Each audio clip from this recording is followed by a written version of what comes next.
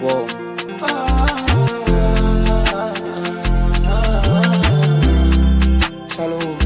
I not see plenty things with my eyeball. I swear I feeling passing more pressure. If you let cause me for not to judgment day, can't put so on my skin. I know when you in no fool is a big disgrace. My king just a heavy for my won't let him throw you when I hate too. So to my low, if you tired, put it down. Down what us up. To my low, if you tired, put it down. Down what us up. To my low, if you tired, put it down. Down what us up. To my low, if you tired, put it down. Down what us up. To my low, if you tired, put it down. Down what us up. To my low, if you tired, put it down. Down what us up. To my low, if you tired, put it down. Down what us up. To my low, if you tired, put it down. Down what us up. To my low, if you tired, put it down. See them there, they just want me to do it and worry. But my blessing bring won't set capel. I say my blessing para sole, sole, sole, sole. I don't go, I don't go, I don't come with morale. Blessing rising, let us say I go out. Children running to jealous, say I know how. Let us say I know how. You tell my Lord, you told my Lord that you will get open more. You tell my Lord, you told my Lord that you will get open. I say you tell my Lord, you told my Lord that you will get open more. You tell my Lord, you told my Lord that you will get open. If you tired, put it down. Down what us up. To my Lord, if you tired, put it down. Down what us up. To my Lord, if you tired, put it down. Down what us up. To my Lord, if you tired, put it down. Down what us up. To my Lord, if you tired, put it down. Down what us up. To my Lord, if you tired, put it down. Down what us up. To my low, if you tired, put it down. Down what us up. To my low, if you tired, put it down. Down what us up. To my low, if you tired, put it down.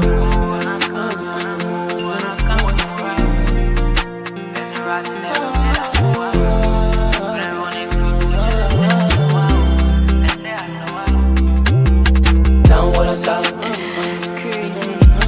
Down what us up. Down what us up. What's up?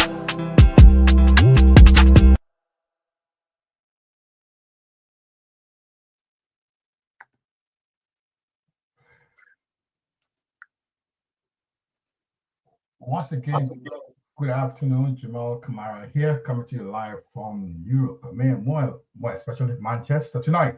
This is the Borderland Liberia. We're going to bring you a full of guests. Our colleagues are in the studio tonight. They'll be joining us link for Egongwe from Norway, who will be here with us. Mr. Dole is here. Yankuba Dole is here also with us tonight. Paul, the Lord Chilople, the good friend of King Charles, is also with us tonight. Tonight, we'll be taking you through a lot of stuff tonight. I want you to be part of us. Starting up, buckled up, going to take a nice ride. Got a couple of things coming up Liberia tonight. We'll be looking at the major news. And they make headlines Liberia. I'll give you a snapshot of what we got tonight for you. This is what we got. We got like the warning from Senator Connor.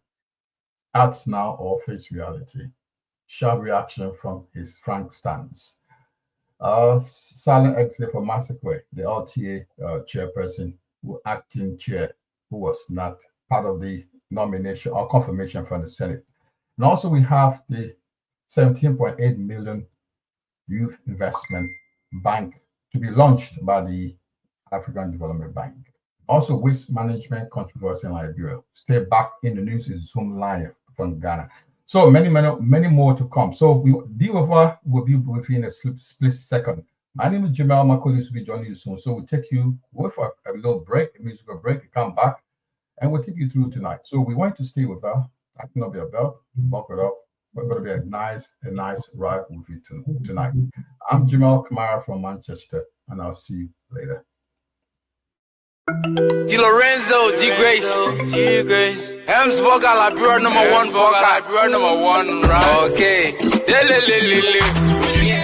The phrase, a new sheriff is in town, does not only belong to law enforcement. How about the introduction of Liberia's premier vodka, a quality and customized liquor for all occasions?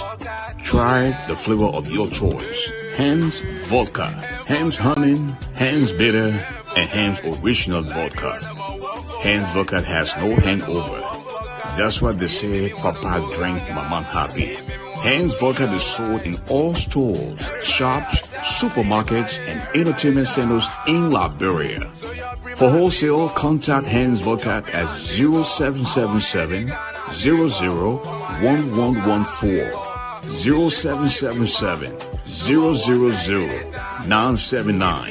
We can also be reached via social media on Facebook and IG at Hans Vodka or www.hansvodka.com. In the United States, please contact Hans North America Incorporated at 610-543-9289, 484-888-1622, 484-755-8411. Hans Vodka is approved by the U.S. federal government. Hans Vodka brings out the real man in you.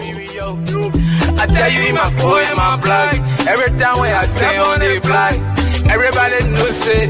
We are stand. And forgot that number one. Oh, from Liberia all around. In supermarket store and everywhere. And forgot that number one. Oh. This is the Bottom Line Liberia. Join us on Facebook, YouTube and online radio. This is the Bottom Line Liberia. Join us on Facebook, YouTube and online radio.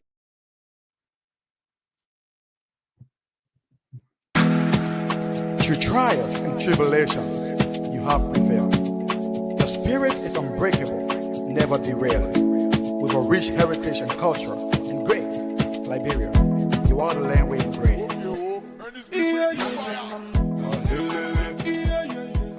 You are welcome to the Bottom Line Liberia. Yes, indeed. You're welcome to the Bottom Line Liberia. You know, I got a couple of good friends in the studio tonight. I got a special name for them. I call Limpo Igongwe, the good friend of the microphone. This guy has been behind microphone for over 30 years. And that's my Limpo Igongwe. We got Mr. Yankuba, the ex-police officer, calling the National Security Advisor. And I got Paul, the Lord to the plate. That's the good friend of King Charles. So these are my good friends, been with me for the past 3 years running this platform. I think Mr. Dolly just joined us lately. So we always here to give you what is best for Liberia. I mean, we talk about from our hearts, and like it's all about Liberia. Sometimes we give you what is international on the desk for international desks. Boy, it's our man behind that. I don't know what you have something for tonight. But in any case, tonight what is a packed jam story tonight. Today is the 22nd of July, Tuesday, 2025. My name is Jamal Kamara, live from the city of Manchester, United Kingdom. And I will pass on to my colleagues to tell you how they feel tonight from their very environment they're sitting. I go to the good friend of the microphone, Mr. Igongwe. How are you tonight, sir? Well, I'm doing fine. I'm not saying where though, but I'm doing fine. And we want to say it's a great day to be here this beautiful Tuesday evening. You know, like you said, we've been here for over 3 years now. I think 3 or 4 years. Yeah, actually. 4 years now. Yeah. And we're still holding on. So along with our viewers, and so it has become our home. And so I want to say welcome to those of you joining us the first time. This is the Bottom Line Liberia Discussions. This is the program that brings you the issues as they are. We do not sugarcoat. We give our opinions on the issue. Maybe you have heard it before, but we give it to you from different perspectives. And so I want to say welcome tonight, and it's good to be here. Thank you very much. Good friend of King Charles from the city of London. Paul, how are you tonight, and how do you feel for your end? Good evening, gentlemen, and good evening to our viewers. Can you hear the Lord Chalope himself in the house? Welcome. Well, it's good to be back, and I usually say it's good to be among the living, and I'm happy to be in paradise. As being the friend of King Charles, we're okay in a great seat of King James, United Kingdom. We are good here, and we're looking forward to the discussion for tonight. Right. Okay. Thank you, Mr. Dollar. He's also in the neighborhood of Manchester, a good friend, and also a law enforcement officer. He always the expert on law, legal affairs here in this, now on the law level, on the police officer, security apparatus level. So he's been speaking on that issues here. So, to a little bit of introduction, Mr. Dollar, how are you today, Mr. Yankuba Dollar? How are you for where you are tonight? How are you feeling? And how much is it for your end? Thank you very much, Jimmy Kamara. I'm glad to be part of Butterland's family. From my end, everything is going well, and I appreciate the life system today and yesterday. Everything been going very well. So I'm glad to be with you guys at all time, and we will see what we see. We're not going to sugarcoat any rubbish, but whatever we see happening to our countries, we will say it, whether you like it or not. But we will say the right thing, because this particular Borderland is a top show have to do with reality's story. That's what I can say here tonight. Thank you. The Hustle Full got a lot of stuff packaged for you tonight. Top hot news from Liberia. Paul, we will see what you get for international scene. You got something for tonight, Paul?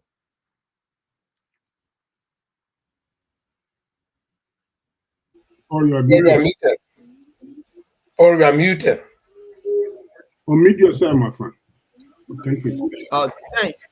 Thanks for asking, Jamal. You remember on this show I told you that in the Ukraine, the Russian won't talk about this thing about regime change, and they don't go about talking like the American when they won't do something. They say we're going to do it, but they keep quiet and go for it. I predicted that they want a regime change, and I would just want to amaze all of you that what I predicted, RT News, I reported that even Donald Trump wants Zelensky to go. So that's what we have for you. Then other news in Africa. The former Nigerian president that died last week, if you can remember. He woke up? Yeah. After you woke up last week, that was buried, the former Nigerian president. Muhammad Buhari. It turned out to be the person they took to Nigeria was not Buhari. And the journalists and others in Nigeria have now realized that Buhari died since 2017. But the government been covering that up. So that's interesting. We'll break that news. So this they show here. Please share the show. Is that April Fool? Do we have an April yet? Man, come on. No, we're not in April. I'll be honest. So the whole of Nigeria been on this thing. They said the country been on autopilot. Buhari died in 2017. And so there was a journalist who covered the story. He came to England, and the place he died, he got everything documented. He was even buried in Saudi Arabia. So the person who they carried last week, that's quite interesting. So the whole of Nigeria now, Nigerians are talking about who did they bury? Who was this person? So share the show. This is quite interesting. That is fascinating. No, this is on the internet. But we'll start with Zelensky. The situation in Russia. I'm going to leave Gaza story out today, but this my prediction that Zelensky will be replaced is something that I've been thinking so. And then I came across the thing that they broke this news that yes, Trump and others now impatient with Zelensky. They want him replaced. So let me try and bring that video out, and then we can discuss it. Then we'll go to the story with Buhari. This is quite interesting that Buhari died since 2017. And Nigerians are filming how come they have somebody like a Clooney or running the country unknown to them. This is interesting. So let me go into this thing about Zelensky being replaced. They want to replace the guy. I hope I get it on here. God, bear with me. Seymour Hersh releases another bombshell report saying the U.S. will soon replace Zelensky. That's as Ukrainians are also becoming increasingly unhappy with the Kiev regime. Our government, unfortunately, is currently engaged in bureaucracy. I believe that the government should start paying the families of missing persons money again and not just put it in their own pockets. In the meantime, another bombshell report by Pulitzer Prize-winning American journalist Seymour Hersh. He reveals that the U.S. will replace Zelensky within the coming months to repair relations with Moscow and hopefully reach a peace deal. The Ukrainian politician's possible successor might be General and diplomat Valery Zaluzhny.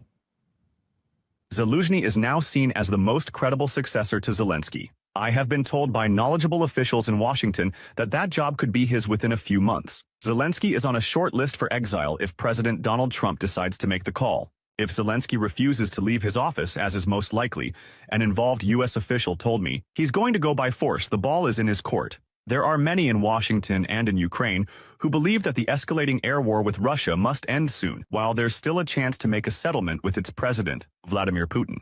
There are indications that Zelensky knows what is coming. He has just shifted or fired 3 officials, the Minister of Defense, the Prime Minister, and the Ambassador to the United States. As the U.S. official told me, Zelensky is beginning to read the danger signs. This article actually has an interesting title, and it reads, Washington wants the Ukrainian president to leave office. Will it happen? And Hersh claims, citing knowledgeable sources and officials in Washington, that Zelensky is actually now in danger of potentially being forced out. And Zelensky recently replaced top Ukrainian officials, such as the defense minister, the prime minister, the ambassador to the U.S. And according to Hersh, U.S. officials actually say that Zelensky himself is showing signs that there's a threat to his position. And what's interesting and important to remind our viewers about is about the situation with Valery Zaluzhny. He's the former commander-in-chief, and he was dismissed back in 2024 and then later became an ambassador to the UK. And Ukrainian poll that was conducted earlier this year actually that surveyed around 2,000 people actually showed that Valery Zaluzhny would defeat Zelensky in a potential head-to-head presidential election. And the poll shows that Zelensky and Zaluzhny are actually the only 2 candidates with the double-digit support in a direct matchup. Zaluzhny would receive over 60% of the votes, while Zelensky would receive just a little less than 40%. So according to the poll, if Ukrainians were allowed to vote, Zelensky would obviously lose. And going back to the article, of course, Seymour Hersh also citing Washington officials, he also writes that what happens next in Kiev is basically, it depends on the sentiments among the Ukrainian citizens themselves. And Zelensky is unlikely to willingly step down, and he may have to actually be forced out. He also adds that there's an internal U.S. debate on how to handle the situation, and either let Ukrainians handle it themselves or actually use force, inciting CIA to intervene. And what's interesting is that Russian President Vladimir Putin predicted all of that earlier. There is a decision from the Constitutional Court in 2015 where it is directly written that the president's term of office is 5 years. And that's all. It's just that the West doesn't want to replace Zelensky now. The time is not right. It is obvious. All the unpopular decisions, including lowering the conscription age, will be blamed on him. After that, they'll replace him. And since Donald Trump took office, he repeatedly accused the previous administration, the Biden administration, of endless support for Ukraine and spending $350 billion on aid for Ukraine, and talked about the need in negotiations. And back in March, when Zelensky visited Washington, where he had this standoff with Donald Trump, he was accused and criticized for actually not willing to bring an end to this conflict. And no surprise that Donald Trump is really frustrated in all of this, and he also underlined the need to hold the presidential election in Ukraine. We're hearing that Russia wants to force Ukraine to hold new elections in order to sign any kind of a peace deal. Is that something that the U.S. would ever support? Yeah, I would say that, when they want a seat at the table, you could say the people have to, wouldn't the people of Ukraine have to say, it's been a long time since we've had an election. That's not a Russia thing. That's something coming from me and coming from many other countries also. Has Zelensky himself said anything about the Hersh report?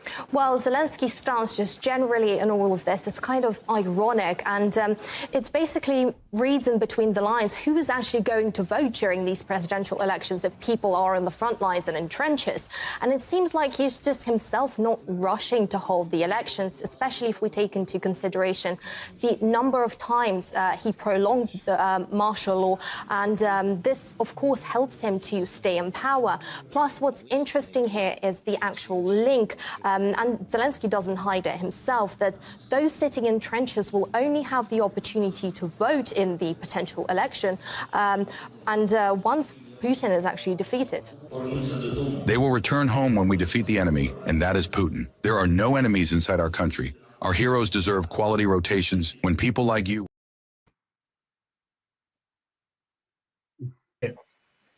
So, gentlemen, and to our audience,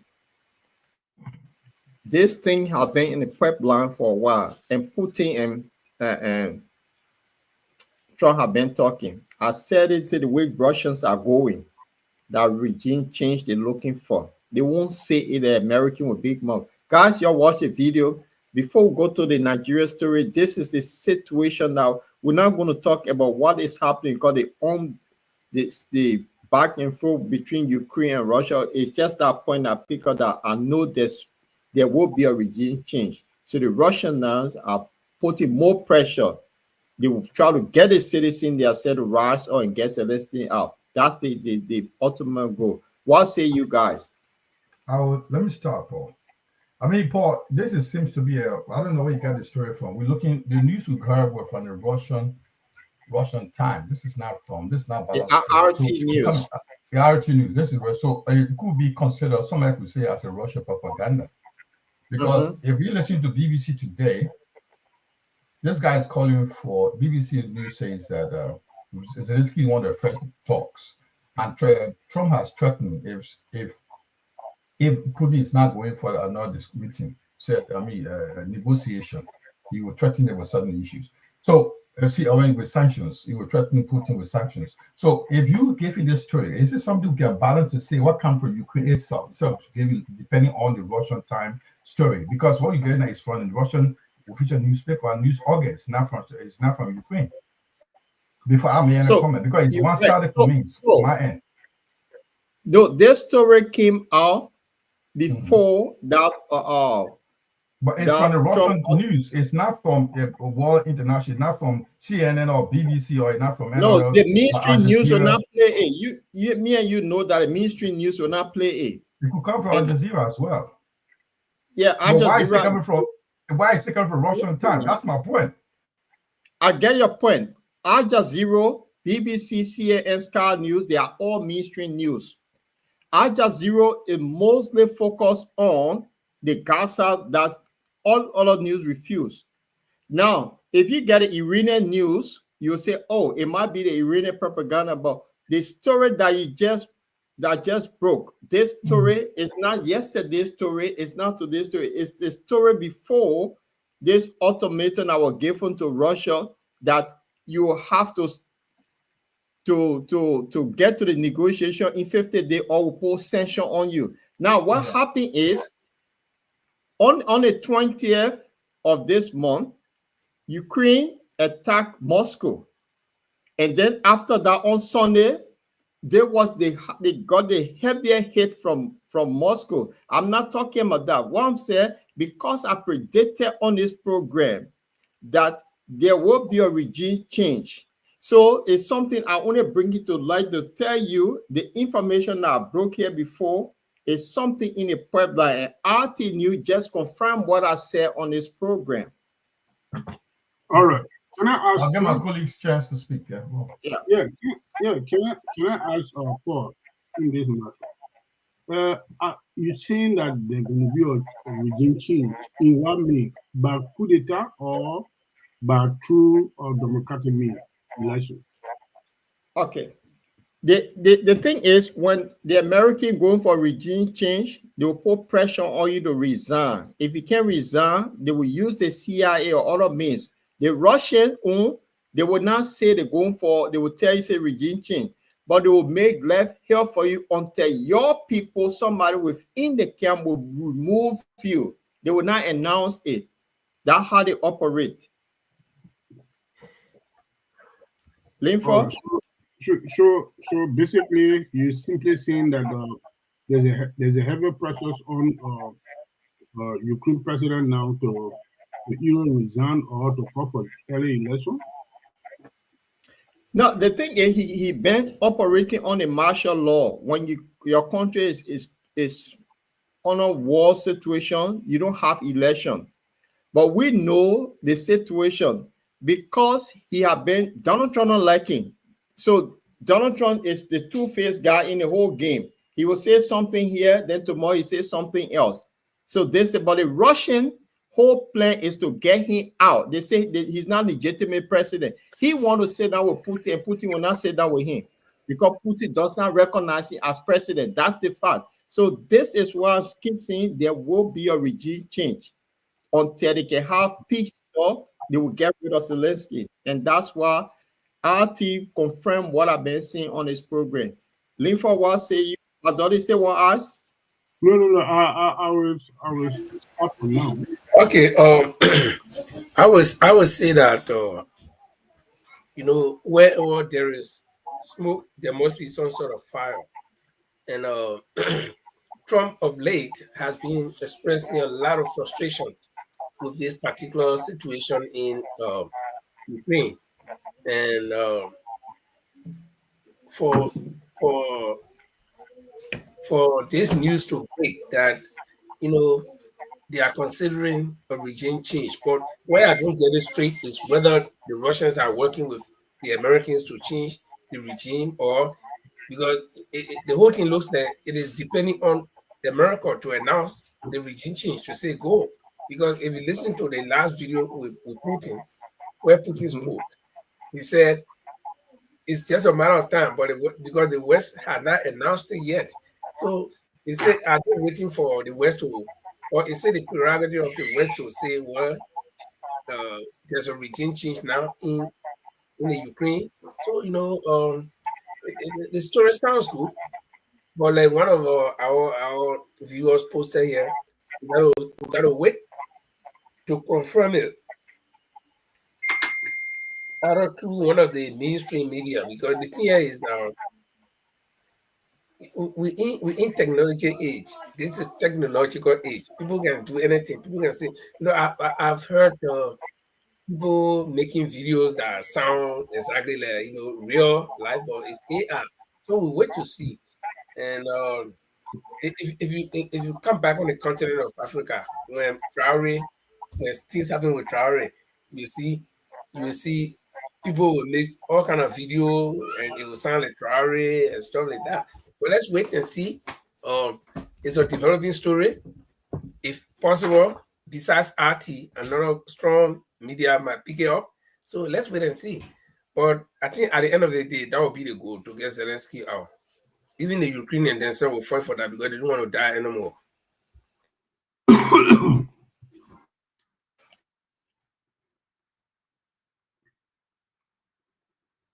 Paul, you are muted. Thanks, guys. To our viewer, please share the show.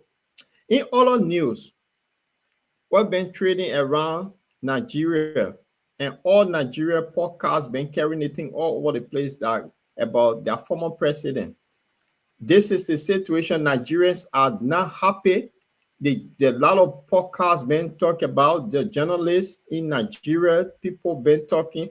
Even a workmate of ours who are Nigerian today, when I brought the topic up, he said, "Oh, but the news been around since over years now, but they don't know where the government came from with this body that they just took to Nigeria." So I pick up the thing from a TikTok podcast, and I want you to listen. This is the thing that trending on the internet regarding the former president Buhari.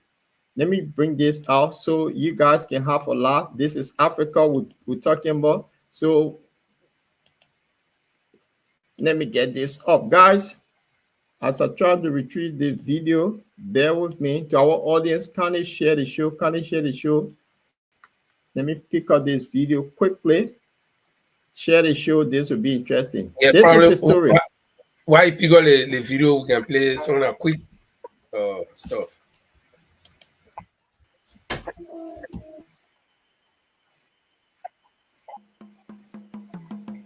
Yeah, I got it now.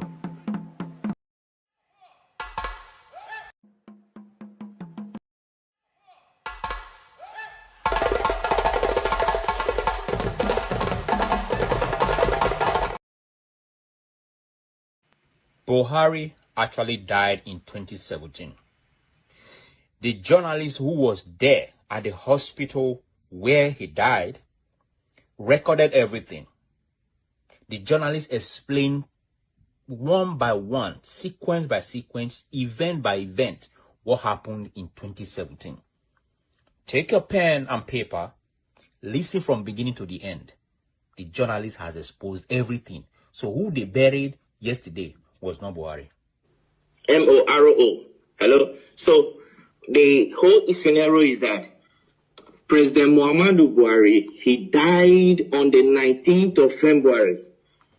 On the 19th of February, please, those analysts, if you can take notes, take pen and your paper and note these things down. Note them down carefully.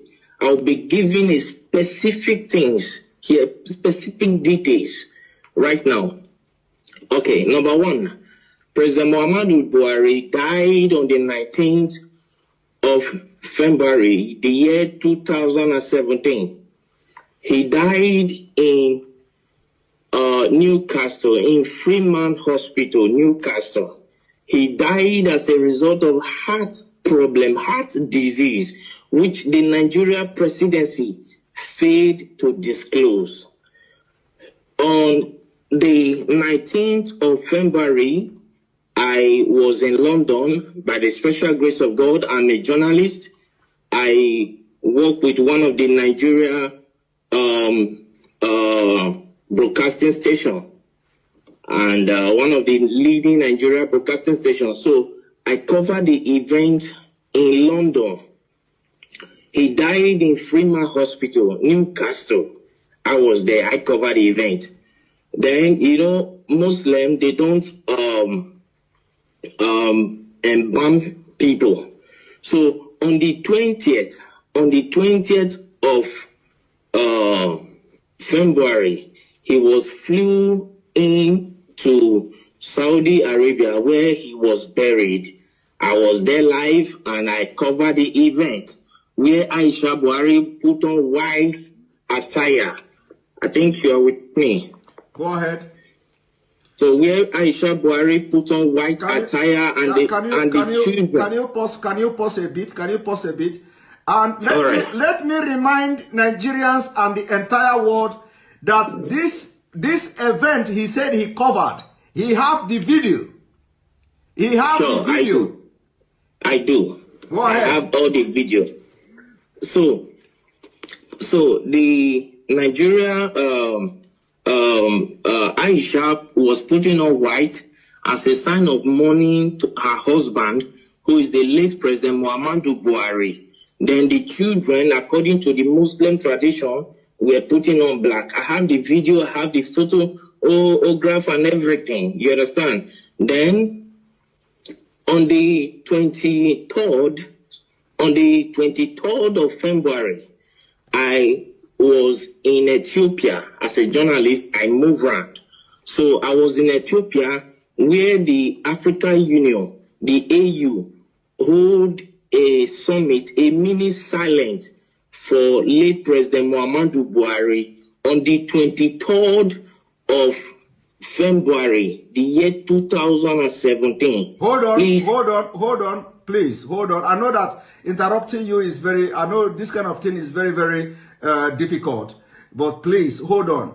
Now, you, after covering the event, you went to Ethiopia on the 23rd of April, on the 23rd of February yes. 2017.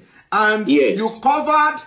You were there at the African Union Summit or whatever. Yes. You covered it with your own camera as a journalist, and yes. you have the video. Exactly, I do. Go ahead. So I covered the events there where the African Union hold a mini silent for late President Muhammadu Buhari. So to show their last respect to the late President Muhammadu Buhari of the Nigeria government. Then on the 28th of February, still, which I think is the last day of February, then what was it called? Queen Elizabeth gave a condolence statement to the Nigeria government in respect of late President Muhammadu Buhari, and which went viral. Yes. So all of these, the Nigeria government led by late Abakari and with the Kaaba swept under the carpet for selfish and greed reasons. Then on the 2nd of March, Eric Joyce, the ex-British lawmaker, Eric Joyce, ex-British lawmaker, he issued a statement, that a condolence statement to Nigeria for the loss of her president. Are you with me, sir? Yes. Then they swept it under carpet, and the man got angry and came out to say that President Muhammadu Buhari is dead. If President Muhammadu Buhari if they think he is lying, that they should come out to challenge him. You understand what I'm saying now? Yes, that they should come out to challenge him in the court of law, that he will come out with every evidence to prove that Muhammadu Buhari is dead. As I talk to you, since 2017, till this minute, nobody from the Nigeria government all across the nations of the earth came up to challenge Eric.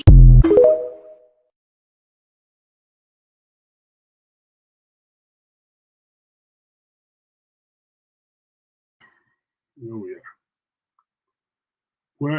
Where Mr. Chloe? Well, I think Paul's computer is having problem, but this story is interesting. I remember there is this Nigerian boy who have been like bro all the time, and he and myself were friends on Facebook, and even to the election, but we had some problem, and then I blocked him. But I remember he did make a post and ask a question: where is Buhari? That was during the election period in 2017. So this story, you see, somebody posted that this story is old. Okay, and some people even went to jail for talking about it. Yes, it may be old, but the story can relive. You can give life to a story.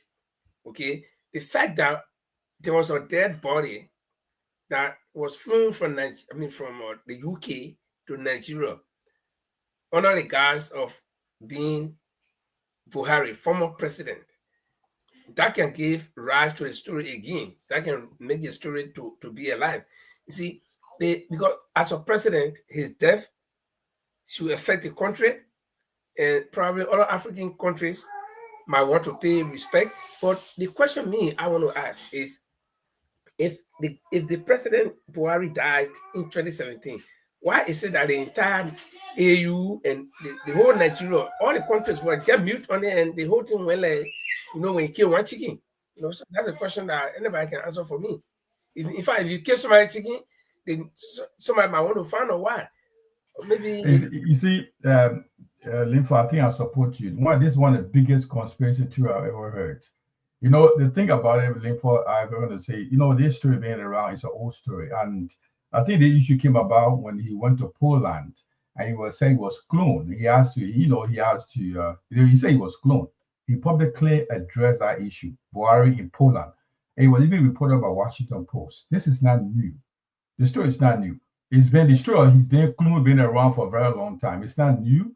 And the people in the Nigerians became all the news. But look, let me say something. This guy should tell her which story he news media he works for, and these things should be reported in the story. And you can't prove it. Give me a reason why they will clone him and bring him back to run for president for election in Nigeria, to rerun. But they say no competent Nigerian to run for presidency. I don't know the reason why they clone him to come. But these are questions I will ask. I'll ask those who come in with these stories. I report a story. That woman carrying a white something like for funeral, other stuff, and it could be different events. But these things should be cataloged for the day and call his name, what newspaper he worked for, and what's did with somebody he will publish in newspaper. But I could call this one the biggest conspiracy theory in body history, because Buhari himself reacted to this story in Poland. It was reported in Washington Post and many other newspapers. So I'll give my colleagues a chance to speak on this until they can prove these days and say, look, one thing about Muslim body, you cannot open it. Whether it was flown, whether you like it or not, nobody can open the casket or the coffin of a Muslim. You are buried, and this is it. So that was show to them. Oh, why would they not see his body? Why did you document bury? Why would they not see your body? It's not. It's out of respect. You don't expose the body. It's not allowed. But my group, a question will be to Paul and many people that may believe, why would they clue him and have you run? I don't understand.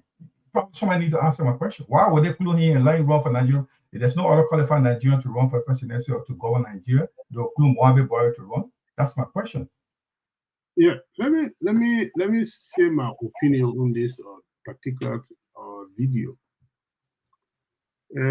My suspicion on the video is this. Number one, he said that the entire African Union went silent for the death of Buhari. He said that, and he did not put the video out for the yearly outage. Nobody make any noise on the video when they saw the photo. So that is one of the suspicions I have on this thing here. Number one, the point of the matter is Nigeria. Muhammad Buhari died since 2017. Why would Nigerians hide this? For what reason? For God's sake. For what reason? Why do I hide it? Because I can remember sometime last year, Buhari came to UK for treatment. He was on the news and he came out on publicly. He got well, he went back. That was last year. This year he come back again for the same sickness, he didn't return life. That's what I know of. But as Jimmy just said, these are nice propaganda, media propaganda. So I don't give no credit to this, to be honest. And again, just to add a little bit. Guys, we got a caller on the phone who want to chime in and to clarify something here. So, caller, what's your name? Where are you calling from? My name is Thomas Dewen, commonly known as Bataki, calling from Belgium. Okay. What say you? Yeah. Yes, I just wanted to give my input on that news that that guy was covering up that Buhari died a couple of years ago. Now, the first thing first, I want to let you guys know, the guy that was interviewing the guy who was reporting the information, that guy, his name is called Samuel Ekpa. Is a guy that been running before Samuel Ekpa, before that guy, there was another guy called Ina Dekano. But that guy has been held in prison almost about 2 years now in Nigeria. Mm-hmm. Now, this group, they call themselves IPOB, which is the People Indigenous for Biafra. They are fighting for Biafra, for the liberation.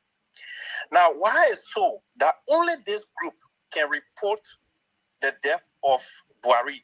Because when they signed the referendum that they wanted to get their independence, Buhari was the one that rejected it. From that time, Ina Dekano, since 2015, Ina Dekano started reporting that news that Buhari died.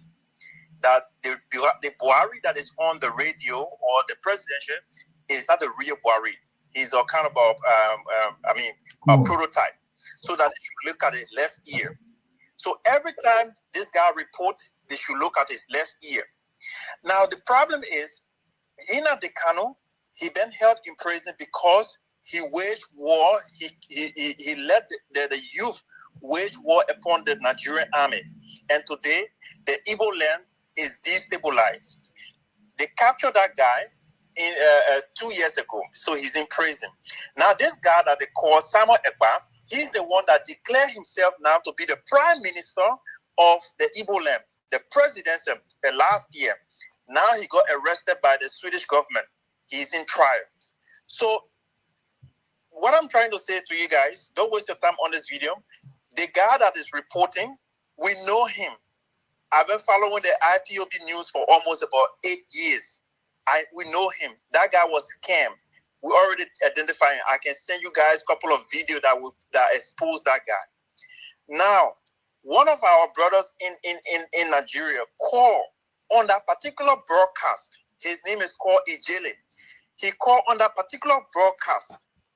They did not allow him because he had the proof of the caller that was calling that he was all around in Ethiopia, in the so-called around. He had proof on him, but did not allow him to call in that particular video, in that particular live video. So, my brother, you guys should not waste your time. These are just scammers. They have scammed the Nigerian people. They are living in exile. They're getting tons of money. They want to get their independence, but it's no go. But they just want to create chaos in Nigeria for the destabilization of Nigeria. So that's my intake. If you want, I will send you some couple of videos for that whole fragment. Thank you, Thomas. Thank you, guys. Anybody have something to say to Thomas before he leaves? No, I just want to confirm what Thomas. Paul, you see, if anybody, a sensible person, when you read through the line, the guy who is saying that he will report, he does not call his name. He does not tell us the media he comes from, the media institution come from. And those are things you should talk. When did he publish those stories? You will know from there that this guy, if you learn a published, he's showing videos of the wife of the late president who is showing something yet, but there's nothing. I mean, so those you can clearly learn that it's all fake. I mean, it's the biggest conspiracy theory I can ever talk about. I mean, anybody can read that from. What this guy saying, there's some sense in what Thomas is saying, because the people are fighting, they are carrying serious media propaganda against the government of Nigeria in order to get the RBO or the people of people lie or something. So whatever the right are fighting for, I have no problem with that. But the problem is, you do not insult people intelligent with these things. We all can read between the lines.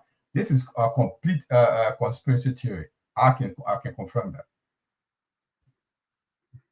The whole thing is a lie because, for instance, when the guy is talking, then the guy say, hold on.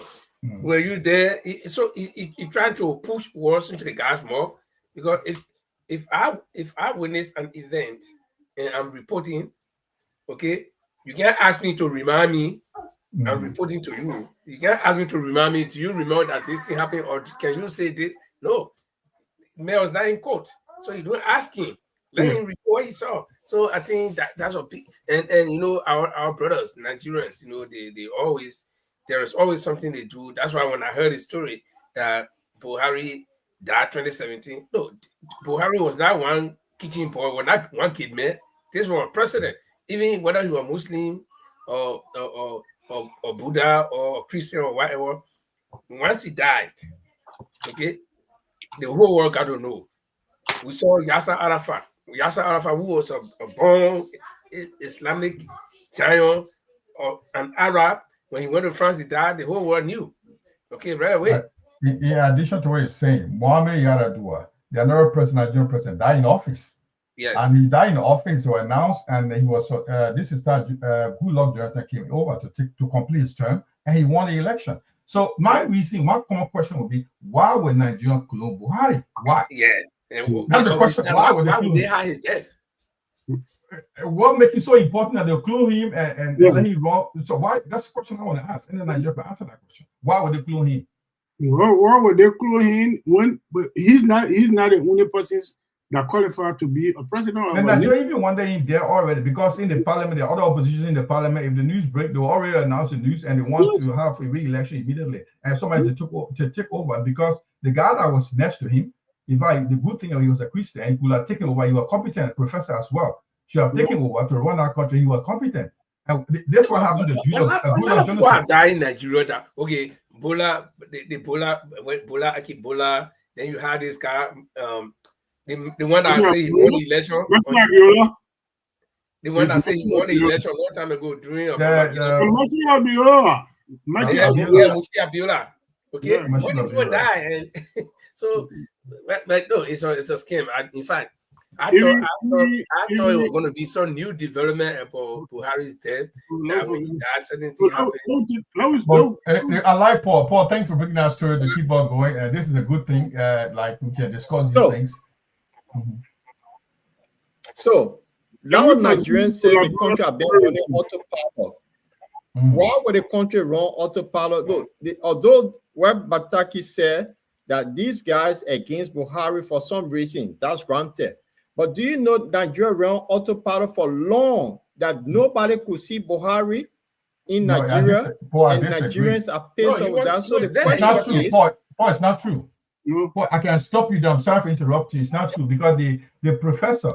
Thank you. The professor, the vice president, autopilot, they said. A lot of Nigerians said it. These are propaganda. There's a vice president at the time on Buhari, very competent professor. I checked his name. He run Nigeria, and people were very happy with his own governance at the time he was there. People thought that he would step in, but before Buhari came, I checked the news, check everywhere. I followed that story very well. He did well running Nigerian government. The vice president, he's a professor. I checked him out. I'll give you a name that way to go. So that autopilot does not work. I will share experience with you, Paul. I think we need to transition. No, we need to discuss it, Mr. Dollar. Don't transition. Let me remind you about something. In 1997, I had the opportunity to travel with President Taylor to Abuja. No, to enter Aso Rock. The gate, we not talking about Ecomo Kilat when that in the highlight road, that concrete gate. There's no way that any cool maker can go inside to make cool. So I was in this car because they gave each of us presidential limousine, all the journalists one by one. So I had this car driving. We made two different trips to the hotel, Hilton Naga Hotel, to drop my thing, then we came back. So I said, well, okay, I want to ask one thing. He said, what? I said, no, I'm afraid because we are on the presidential grant. He said, no, he said, we are only 2 years asked. I said, how do you guys, how does the military do coup? Because, you don't see any vulnerability. There is no way that any group of military guys or go, I know how they can do it. He said, forget that. He said, it's just a big scam. He said, the guys in there, they are working. One group tired, then they let the other group come and take over. That's it. But no military man will find his way from. He said, look at the gate, look at the fence. You see it? So it's impossible that Buhari will die, and then they will go look for somebody to come and come and be Buhari. And besides that, if Buhari dies, if there's a faction that nobody can run the country. You see the military yesterday, the military of this and that, including one man. No, that's a big scam. The first group that will take over to put things under control will be the military. And I want to tell you, according to what I got told me, no serious man ever sat away to go over to somebody that had a deal to in our mansion. No. He said when one group get tired, they transition. And what was YouTube? And I watched several videos about Nigerian coups. Then I got to know what he was saying was true. See? Okay. Just in addition to what you're saying, the guy who advancement were running when this guy was sick for almost 1 year. We call Yemi Osibanjo. Yemi Osibanjo was the vice president to Buhari for over, I think, 9 months. He ran that country successfully, and people were satisfied with his governance. So I don't know why they say autopilot. Who were running for autopilot? Nigeria is so big to be run as autopilot. That country is so powerful. Don't listen to the crap, Paul. That's all crap. I follow Nigerian politics a little bit. I know how the country is run. Well, so the little I know, you can't run that country autopilot because they are too powerful. I'm telling you, the military will not get ladder. If nobody to step in, they will come in. Yeah, okay. Right. Can we shift over? Bataki will be joining us to. Bataki will be joining us shortly, guys. Okay, then. Back to you, Linfa or Jamal. Okay. Go on, you can pull it up. Let's go through it. In today's review of the major stories in Liberia. Wow. Warning from Senator Connell. Out now or face reality. Sharp reactions follow his frank stance. You know, we'll discuss it in detail, but Senator Connor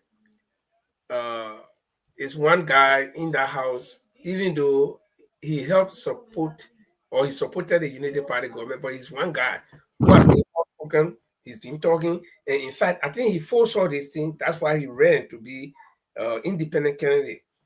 And then silent exit for Massacre. Where is he going? No, the LTA, the LTA chairperson was not nominated for confirmation. Yeah. And then also $17.8 million youth investment bank launched. Wow, things are getting better. So Chima will take us through the details of all of these. And then we'll be able to discuss some of them in detail. So let's just Okay, I'll start from here, guys. Let me start. Thank you, Linfo.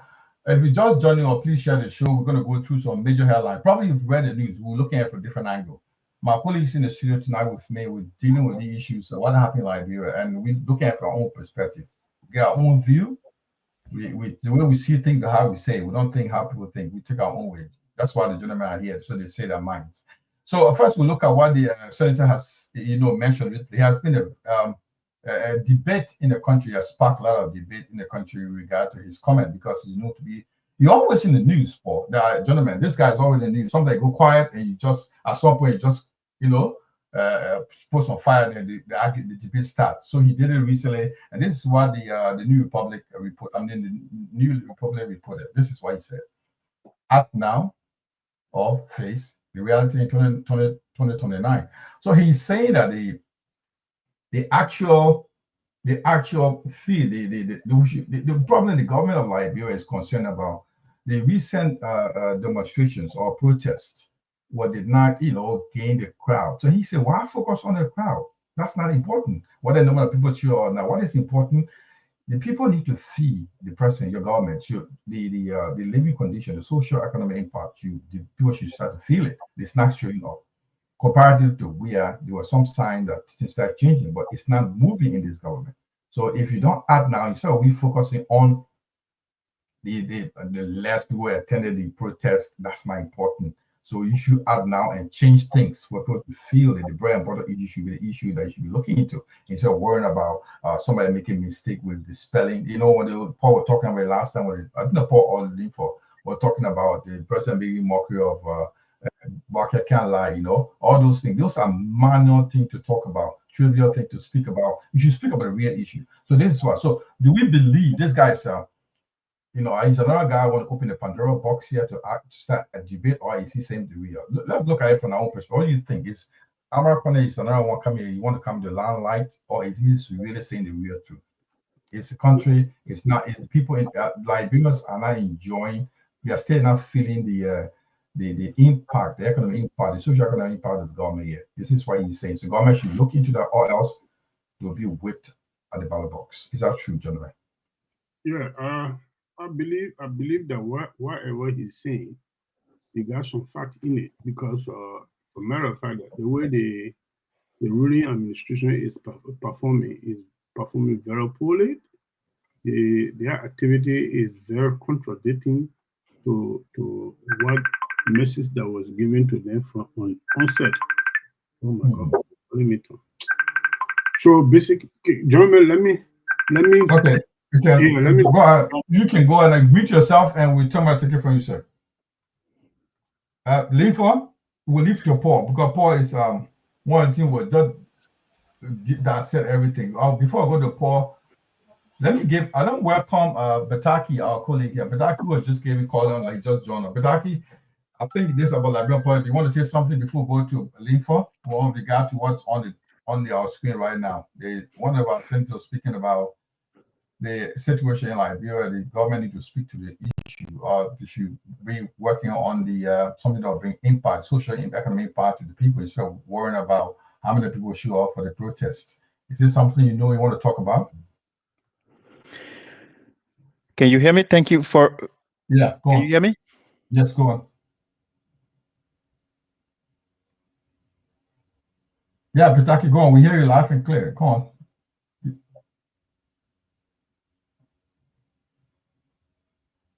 Okay. Then Leaf, can you take off for him if he's not coming through? I think Pataki is mute, but on the Amara Corner issue, I think a lot of us have made this point clear that protest, the Liberian Constitution provides us the opportunity or the right to freely and peacefully assemble at any given time, whether in the night, in the day, in the morning, no time frame attached, to be able to create awareness to our government about things that we believe are not going on the right course. So there are certain key things in that particular right as stipulated in the Constitution for us citizens of Liberia that should not be overlooked. The Constitution did not attach time frame when we can protest. I can get up midnight and say I'm going to protest. The government must give me the right as long as my protest is peaceful and provide protection for me. That's one of the key points there, providing protection for the protesters. The second thing is the Constitution did not stipulate any number to say, okay, you got to have a quorum before you protest. You see, they say it's possible that all Liberians can come out and conglomerate at one point, which is very, very 100%, 500% impossible. You cannot get all Liberians coming up at one point to protest. So that thing about number is a dead argument. So whether it's one person, two persons, the same way when you go to the ballot box, if you are tied 50-50, you need one person to break the tie. The same way that one person also has the right to call your attention to governance issues.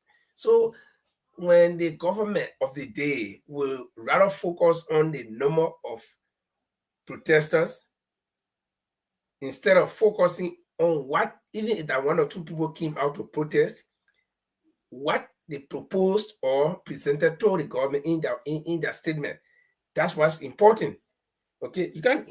So if you say messenger, you say all the messengers should go before you honor the message. No, the one person that bring the message, take it and honor it. Whether you can honor it or not, it's left with you. But at least forget about how many people, because the Constitution never told us how many people are supposed to protest. Like I think in the House of Representatives, when they go vote, they say you must have quorum. Or before they have business, they say certain amount of people must be there to be able to have quorum. But our Constitution says we can vote. I mean, we can protest at any time, or we can assemble at any time. They didn't tell us when, but no number attached to it. So I think that argument and no more arguments are dead argument. And I think American is right. Focus on what the people want, because the reality was set in 2029. We saw the CDC government making similar mistakes, because when you get power, I think there was something about power. You know, somebody told me that power is not good for a human being. In fact, two things. I used to say black men, but for all humans, two things: money and power. If you get money, you get power. It's 100% possible that you use that money to get power. And if you get power, but you don't have money, you can also use that power to get money. So these two things, they are very dangerous to human existence. If you get one of them, it can either make you drunk to start to do bad things, you know. So let them focus on the real issues and not how many people turn out. Yeah, okay. I know Paul or Mr. Dole and Bataki, I'll give you what I'll quote the New Republic, what Amara said, so you got an idea what we're talking about. Probably I know you got it too, so you can add up. He said, this, I'll quote the story. Yesterday may not be, he was talking about the protest. Say, yes, at this, I'm quoting the senior senator now. I'm in the center for Bakul. Yesterday may not have been a good day for the protesters, according to the regime supporters, but I hope our government hears their complaints. According to the senator of Bakul County, though silent majority didn't feel the need to protest, maybe because of its leaders, there's strong likelihood that they protest at the polls in 2029 if they don't see the government making a difference in their lives. They say we can ignore reality, but we cannot ignore the consequence of ignoring reality, he said, quoting a famous parable. He reminded the government that Macroeconomics was stable before the 2023 elections, adding, while we are making steady progress now, times are still tough for families. You see that Senator Cornell Hill. So this is why he said, before 2023 elections, there was a stable macroeconomy. People are getting better bit by bit. That's why George Weah's government. I mean, there was some improvement in people's lives. But he's still saying that, you see that line?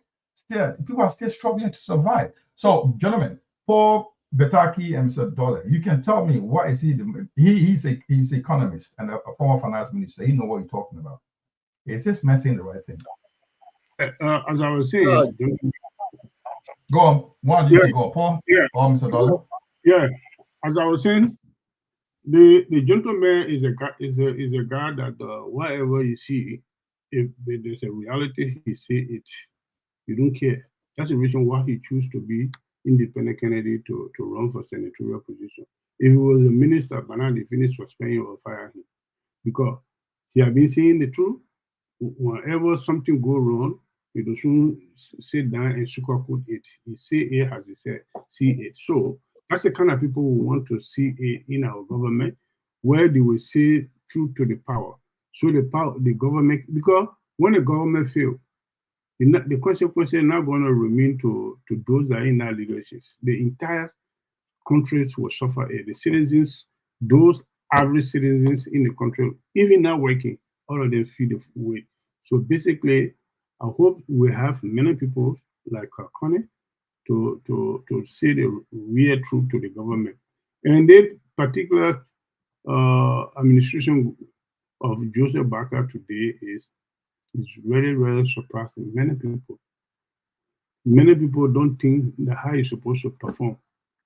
But the old man, from my observation, that's my personal opinion. It's not the opinion of Butterland or any of my colleagues, but it's my personal opinion. From my observation on Mr. Barker administration, he's just there to do anything he feels like doing, because he knows at the end of the day, the next general election he's not going to win. But he's trying to prepare something for his children there. Even at the end of the day, the next government come and prosecute him for the foolishness he did, and he will stay, the children there will be safe with some money. That's why he's doing right now. Okay. Bataki, what do you think? Paul will be the last person here.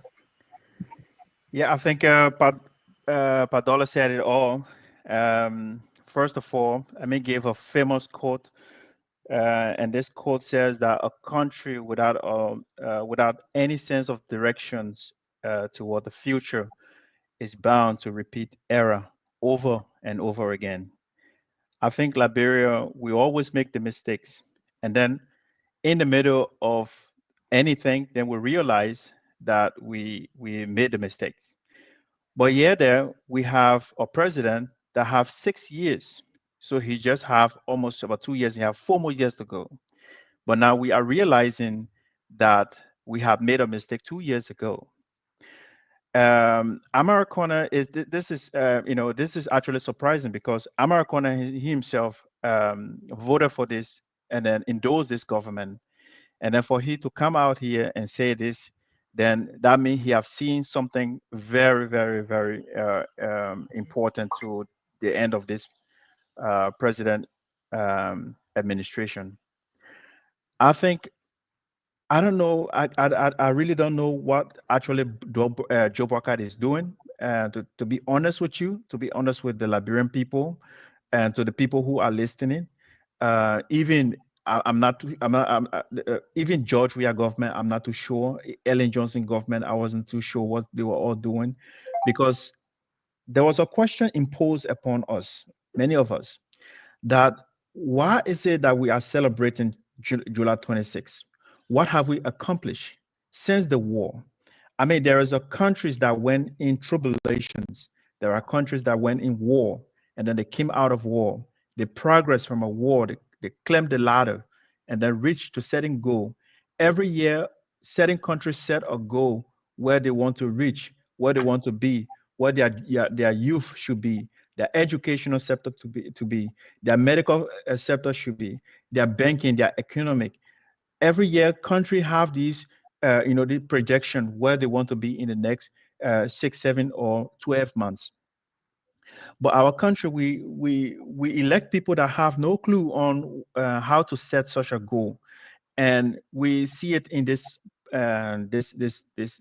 president here, in his leadership. We've seen it in the previous government leadership as well. So I don't know if Liberia is bound to failure, but I will keep I will keep it. I will keep it to myself. There was another guy that came out and said this thing. We have tried Joe Walker for 12 years, and then we've tried it again. We've tried George Weah. But these two candidates, George Weah and Joe Walker, they are still having this dream that they are going to come back into the administration in 2029. To the Liberian people, we have tried this government, we've tried that government. Why don't we look for another alternative? Somebody that have never worked into a government, and somebody that have the potential, somebody that come with something new. Why don't we try that? Because we have tried the most competent person ever that worked in government for 42 years. We've tried the most experienced person that have more contacts when it comes to war leaders, when it comes to war football. He has all the contact, business contacts, but our country still remains the same as it is. I think it's time for us to look at a different window and look out for another opportunity. I think that's what I have to say. Wow, thank you very much. We need to look for an alternative third party. This I think 2 sections ago, Paul playing a video here talking about a lady in the market that talking about hardship, and I was telling him, Paul, what does that say? And I was looking for something, and this confirmed me. I'll play that video that give Paul the chance to talk about it. This is the video. The same experience, market leaking, no buying. At least if they buying from us, we are also able to buy one thing, we face it. But when the money, since the money account, I only get 60. Since the money. Send the money, you miss the time. 11:26 a.m. When you came here? I came by 7 o'clock here the morning. Almost 12 midday. But I want to tell you, I'm not even saying it. I just now go back $10 water to drink. $10 water. Paul, now you got the floor. Tell us. Does it confirm what you've been saying all along? Thank you. And when I played the video, you was the one that said no, it's not balanced because this guy just was one-sided.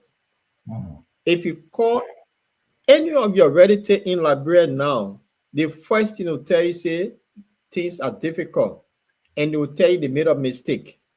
And could you imagine people telling us on call that George Weah scoring point more than Joseph Boyka, who served over 50 years in government? That's scary, to be honest. Now, the thing Amar Connor is highlighting here, that is what the woman is saying in the market. Remember, because of the protest, they say, Mobile Moru was the arrowhead of this protest, so it means nothing. But they've forgotten the motorcyclists that put Joseph Boyka in power, they took them off the main street, they're not happy. Those are people you cannot that what Amar Connor is saying, act now or you face the wrath. And that's the reality, because you don't know who all are the protests. People are pissed off. That's the reality that we've been talking about. The woman in our market said we were influenced by a special media group, and they're going to fold their hands when some of them may not vote. And all those people are now calling on third option.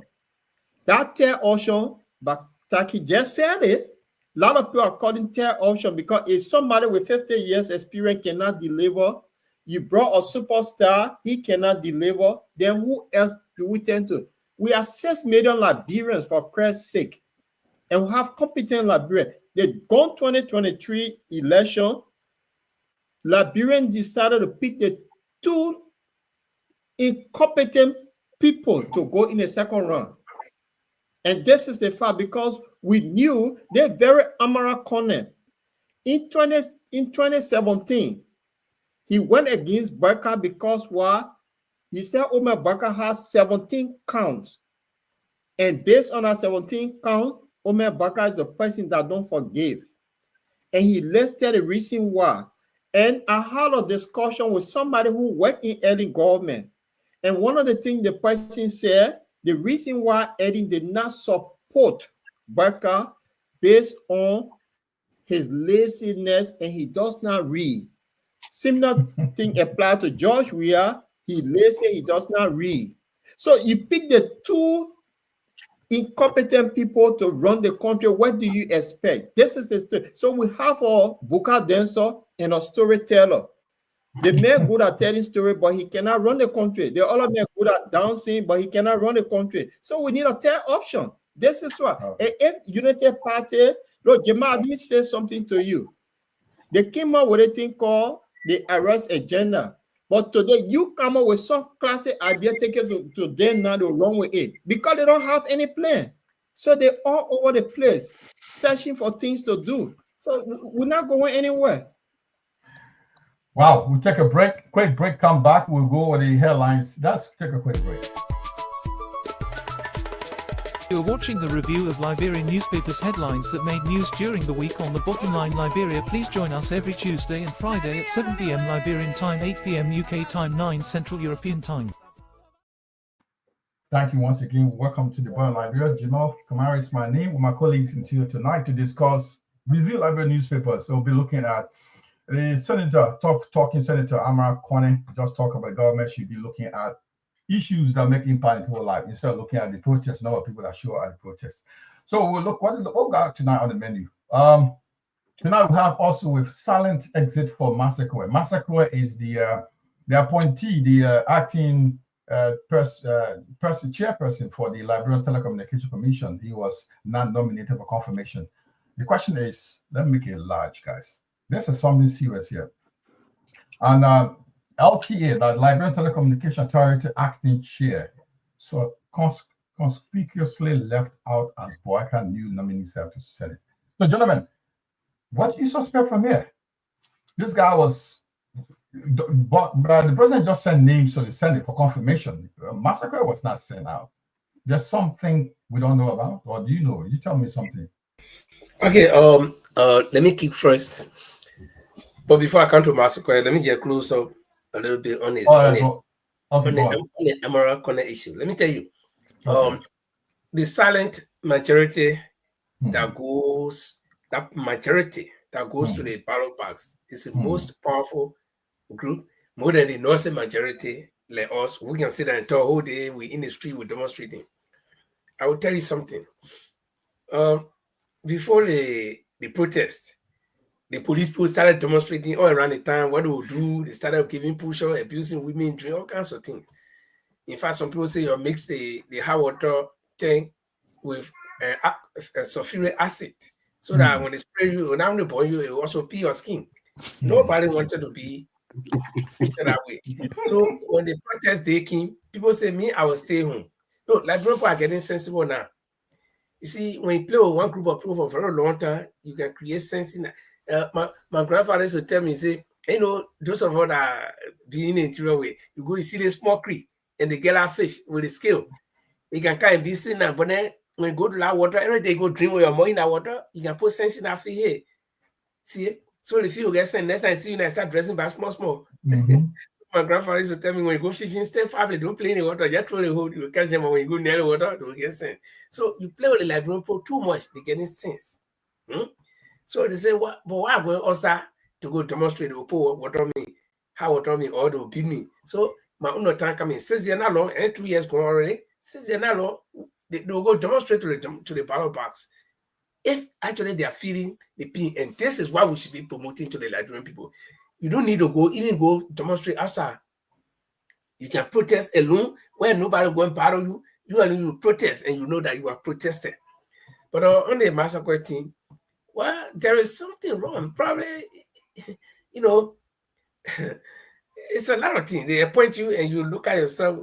Can I do this job, or am I qualified for it, or do I have the time to do it? So it could be one of the reasons why, whether he can do the job, is he capable, or whether he has the time, or is it right for him? So I think it's a personal decision that will lead to some of this kind of action, because I don't see in a country like Liberia where job is high, everybody crying, then they give you a job, then you exit a job like that unceremoniously. So there is something wrong. Until we can hear from the horse's mouth, whatever we say will just be speculations. I'll rest for now. All right, okay. Paul and Betaki, I'll give you a little bit of background. The president appointed 3 people for Liberian Telecommunication Authority, LTA, and the chairperson, which Abula Kamara, was suspended for some corrupt practices, and he's facing some. I think there's some kind of group, I think they claim for corruption, but however, I don't see it coming back. But whatever the case is, Clarence Massacre was appointed as the acting chair for Liberian Telecommunication Authority. On that committee, they got people that run all the commissions. They got 3 people. Let me see those who are on the committee there. They have, let me see what those are. We have, nominations were Patrick Horner, Angela Cassio-Bush, Ben Fufana. We got 3 persons. The 4th person will be Clarence Massacre. And Abdullah Kamara was the 4th person, which no longer. But now the question was, why? There were a couple of people just sent for nomination. The Chief Justice of the Supreme Court and the guy with the acting president, manager for Liberian Telecommunication. They just got confirmed recently. But this guy name was not sent. Clarence's name was not sent. Does that say that it said Clarence showing that, well, Mr. President, I'm not ready? Why will he accept the job if he's not ready? Or does the presidency not qualify? Or is it president prerogative to see who he sent for confirmation? Paul, I will let you go on this one. This is a very interesting one here, Jamal, to be honest. And it could be something that got him actually. What do I say? Patrick Horner. Let me start with Patrick Horner before I come to this guy. It's not a guy that his generator that he used every month that costs about $3,000 for fuel. Then some people more than police officer. This story here and this Patrick Horner is will be. I think he might be a close relative to the president. That's we've been alleged. I don't know the truth, but it's been alleged that he close relative to the president. But for this guy to access quietly, there's smoke somewhere here.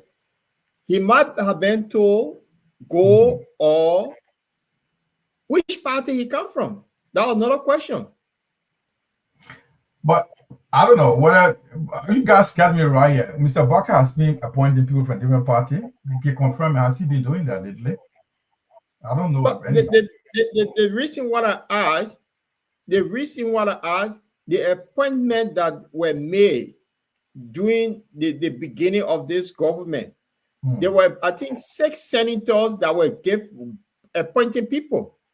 So they didn't necessarily came from Barker party. They came from senators. You had Nyomli Kanga, Doris DeLong, James Barney. They were all appointed people. Is that could be? I think Prince Moya as well was part of it. Exactly. So it could be something that now Barker local. I didn't appoint these people. Or there were whisper you have to go because of some corrupt act, or we expose you something behind it. Something behind the story. I don't know. People saying people saw him as the stabilizing figure who could change clearing up a regulatory problem at the. In fact, the reason he's been speaking in the news about the dual play by the Orange and other service provider in Liberia, but this guy has been up. He's been acting very strong, being in the news lately about Orange and what other company name? MTN, what they're doing, the way they may be regulated in Liberia and stuff like that. So basically, those are situations like, let me see the story about him anyway, guys. This is about him. Let me see if I got something on this, something for him here. We'll show you. So, are you guys going to talk about Patrick Huna? No, not Patrick. We're not talking about Patrick. We're talking about this guy who will replace Abdullah Kamara. This is the guy. You're talking about Massacre? Yeah, that's the Massacre guy. He was attending a function talking about what the telecommunication companies in Nigeria are doing, how you're going to work around to change things around. But out of certainty, he's not been sent for confirmation. I will be waiting for some confirmation. Anyway, so the question is, I want to ask, is that Linfo speaking somewhere? Is it the right of the president to choose who he sent for confirmation after the appointment? He probably was there for temporary reason, and from there you found the appropriate person, or he being informed by his confidence, Mr. President, this guy's not the right person. Let's change it around, change his mind later on. This is not a disappointment for him. Right. Jamal, hold on. It could be a legal reason, because remember, they removed people from that tenure position illegally and they appointed people there. So those people who were acting, if you send their name for nominee, it could be something that could backfire. I don't know, but this is the legality behind it. Okay. All right. Yeah, go on, Mr. Dolly. If you're leave for comment on this, then we will move on. This particular Massacre guy is a former representative of Grand Cayman County. Clarence Massacre. Yeah. Massacre is a former representative. He didn't win the last general election. But he's a Unity Party member. But the point of the matter is, the reason why I believe, according to the Easter story, that led the president not to nominate him for the post is immediately after the declaration of caring for this Kamara guy here. I don't know his first name. Abdullah Kamara, isn't it? Okay. Abdullah Kamara is more close to the president than the Massacre guy. But Abdullah Kamara will declare clear from all corruption charges that level against him by the grand jury. The inner circles to the president begin to ask the president to bring Abdullah Kamara back. That's been going on for Mr. Dollar, gentlemen, if you're not talking, you mind muting yourself. Got a heavy feedback coming up. It's terrible feedback. Now me? Do you hear me now? Yeah. So as I was saying, Abdullah Kamara, when he was declared free from all corruption allegation level against him, and the people in the circle of the president begin to start asking the president to bring him back, since the mayor is clear. And the president look at it to be impossible. So to avoid all the problems, the men who were acting in place of him, and the previous guy who was removed and sent to court for prosecution, none of them taking a post. So the president decided to nominate different people that how the situation happened. However, this Massacre guy is a member of the Unity Party, former representative for Grand Cayman County. So that's all I know of. Linfo, you want to talk on that, so we'll move on. We've got a couple of topics to discuss. I think, Linfo, what's your comment on this? What do you think? I already said that. Oh, sorry about that. I already said that was a personal choice for me until we wait until we can hear other details. Probably there will come out something, but I think it's mostly based on personal choice. Okay. Pataki, you want to say something, or want to move on to the next topic? Yeah, we can move on to the next topic. All right, guys. We move on to the next topic. You know, the good thing about Liberia is, like, I don't know what to say. This is a big thing. The second one is like 17.8 million youth investment bank, the African Development Bank, African Development Bank is just announced over the weekend, last week, major financing for youth investment in Liberia, for youth project. Gentlemen, 17.8 million is coming to us because 70% of our population are under 30s. Now, the government is crying that we want to bring youth development, we want to bring youth involvement. So I want you to take a look. Is this another promotional statement or is this something reality? Because I remember some years back when the Qatari government came out with some estate build construction, I think on Ellie. That was it. I know news in the news about some millions or 50,000 worth of I don't know how many houses to be built. We didn't see anything happen. Now 17 million, 17.8 million investment bank to be open in Liberia for just basically for enterprises for youth. Gentlemen, is it good news or is another political promotion or political statement? Guys, I'll take from Linford. Linford, what do you think? I have some questions to ask. But what do you think about this kind of big news? Is that good news or is it a political statement or is something to promote the government? Well, the news itself sounds very good because the $17.8 million youth investment bank launched. The question is how financially, what a word, there's a word for it. How financially strong would this bank be? There's a word for it. I wonder if okay, soluble. Let me put it that way. How soluble is this bank? Are they going to get enough money, or is it just because it could be a protection? That 17.8 million. That I don't know the detail of the story. Whether that money is available, and they're going to start a bank, and then their money is in the bank, and youth can go there to benefit from it. But if whatever the case is, if it is intended to benefit the youths, well, I think it's very good because we see most of our youths right now they are idle, and as they say, the idle man is the workshop of the devil. So they are idle, and some of them are turning to drugs, and so we need to get it. We need to get the youths out of the streets of Monrovia and everywhere around the country. And the drug pandemic is not only in Monrovia, right? It's everywhere. Every village in Liberia has experienced it. So we are losing our youth to drugs, and there will be no future leader after the group that is there now. So I think it's a good investment. And if it is going to be, Liberia, we have heard all these good things in the years past. And then sometimes when you look, it's a dead dream. So we can only hope that it's going to be sustainable. It's going to be something that the youths can benefit from.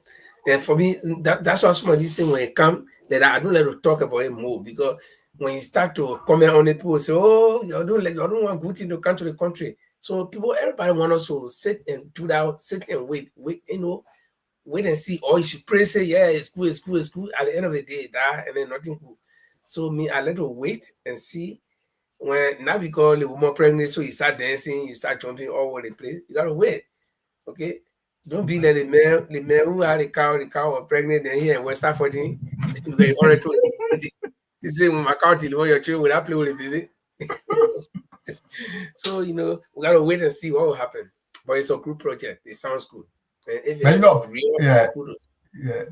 Okay. Thank you. I think, but I would Bedaki. Bedaki is a upcoming enterprising figure who is interested in the business. But there are things for me that are missing figures, lacking more specific. But anyway, it's in news. So for me, the question would be like person with a background in finance, and I also I got a couple of questions. So I'm specific, some missing. We want to know, like they said that in a year, who's going to run this bank? How much in terms of interest, success? Are you going to measure the success of this bank? Who the age group? How much will be distributed? Who's going to run this bank? When is it going to start? These are details that are not being released here. So when the government to come with these, but in that case, I want Thomas, tell me, is that good news for any young entrepreneurs in Liberian? 17.8 million is coming to specifically for youth businesses, youth-led business in Liberia. What do you think about this? Can I say something, please? I'm not going to Aki first, Mr. Dollar. He has not spoken. I'll go with Gage. That's Thomas, please. Yeah, brother Chama, this is a huge news. If this is actually true, I would say this: if this is a huge news for such an investment in the youth. Um, I mean, over the past year, I've been really advocating for Liberian, let's say, Liberian youth to get involved into businesses at the level of where they can be able to take charge of their own making. For example, taking care of their finance, knowing actually what they spend and how much they get in, how much they earn. So this is a huge investment. But here is the question. Um, when is this bank going to be established? All right. And which age group, like for example, you just mentioned, because nowadays you don't forget, even 45 years old men in Liberia consider himself to be youth. Even 50 years old men in Liberia consider himself to be youth. Now, here is the huge gap because if this bank is going to be established within 6 years, and then they are only going for example, are you from 25, right? Age 25. Okay, example, for today I'm 25, and this bank is going to be established within 5 years. And then that will make me 30 years old. That means I am not eligible for any support to be part of this development. So my recommendation here is to not really focus on a particular age group or call youth, but if you have a business potential idea, I mean a long-term business ideas and ideas that will impact the environment. Now here is the thing. Impact environment is not that we are not looking I'm not looking for a business. I'm not looking at a business that will be like, for example, um, 13 or 14 people doing the same thing. To build Liberia, we must invest into youth, and then we must invest into project, but project that will change our environment. For example, look at the waste. Look at a whole lot of waste in Liberia. How can we come up with or renewable waste management systems where we can actually reuse the plastics, for example? You understand? I mean, business that will actually change our environment. Because if you go to Liberia today, there's a lot of plastics. Ghana is one of the head of plastics waste, but Liberia is considering to be a lot of waste in that area. So my take here, this is huge, and I hope this will be able to meet people with a great business ideas, not only focusing on the youth, but people that will be at the age of 40 years old that have never had that grant or that accommodation to pick up their business from the start, from the get-go. At least we have those opportunity to be able to fit in to get their business going. I think this is really good if this is real true, because anything pertaining to Liberia when it comes to development, when it comes to money, when it comes to this type of budget, 17.8, it actually reminds me about the 17 billion, 17 million, all those news that was back in the days, the missing money, the missing budget. When I see the number 17, it actually I actually recalculate myself and say, is this kind of a scam? Are they trying to put us into that numeric coding systems that July 17, June 7, 17 billion. So I hope this is true. And if it is true, it is a great investment for the youth. And at least our youth will kick off, leave from the streets and start doing something for themselves. Kids that will graduate from the University of Liberium, at least they will have a kind of a startup for their own business. Kid that will drop out of university, at least they will have that business mindset to kick up their own business. I think that's what I have to say. All right, Mr. Dollar, before I go to Paul. Yeah, thank you very much. This story that I'm just hearing, investment for youth, similar thing like that will happen. Similar thing like that happen in Doe administration. Though in Doe administration, those step aside huge amount of money for the Liberian people. They used to call a small business whole. So you will come, the credit you certain amount of money to do business. No age was attached to it.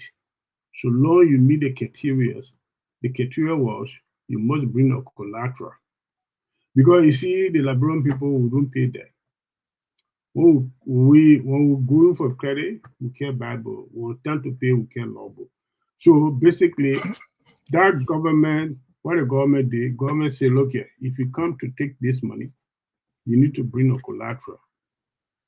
Based on the value of your properties, the collateral, then we'll give you this money, you go do business and bring the money back.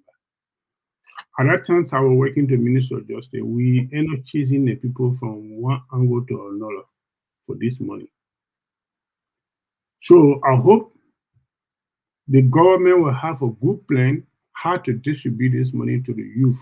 But in what means that I can see it, I'm still thinking. Since I heard the news today, I'm still thinking in what means this money will be distributed to the youth and to recuperate the money back from them when they having to come and credit, because he cannot just take the money, dish out the money and give it to the people, go home and go do your business and that's it. They have to go and do business and bring the money back for the bank to run. So up to now, I'm still thinking how they're going to do it, in what means they're going to do it. Because this situation have been done before in our country, and we were chasing some people up to the time the war came into the country. We couldn't get some people. We couldn't get the money. So these are some of the similar things that are coming to happen again abroad. So I hope we have good plan for it, and where they're going to get the money from, and how they're going to get the money, how they're going to manage it, I don't know. So I wait to hear it from them. They need to give details about this investment. Right. Okay. And so, closing statement on this, I look at it personally from the Unity Party point of propaganda stand. They're doing it to bring good news to the Liberian people, so the Liberian people can say, oh, the Unity Party have good plan for us. So time for a general election. Because right now they're running campaign. They want re-election. So how I see it to be. But I'm looking at it to be a fake statement. Fake statement, because they ain't got no detail on it. All right. Paul, I think the last time we heard something from the Buchanan, there was another industrial plant, multi-million industrial plant was supposed to be built, and we're still waiting for more details to come. This also has to do with this 17.8 million worth of investment bank to be launched for youth in Liberia. But this is another promotional announcement for the party, or is this something like we just did something we don't know how to put in place? Like the government started with the PPP, the public partnership. There was no institution set up to bring the people. And also on years, and nothing has happened. Most of the people that came around to do that country now, 13.8 million. Now heard what do you think, Paul? Jamal, if you allow me to just put this up to remind everybody, this is Unity Party arrest agenda that they came up with.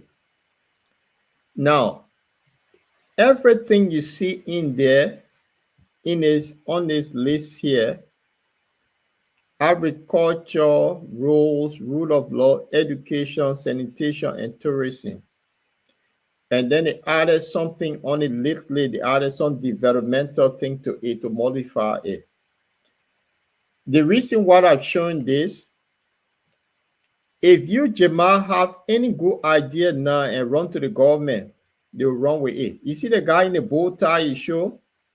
This guy came up with that idea because these people have no agenda. They buy anything, they run with it. Who do we classify as youth in Liberia? From what age group to what age group? And What sort of business, what kind of training that these youth will have that will go get money from this bank that will be able to carry on their own business enterprise? Let's look at it from a critical point of view. If they have that the age group that they're looking at and they train them for something, the news is welcoming. If Liberia benefit, the whole country benefit. You see?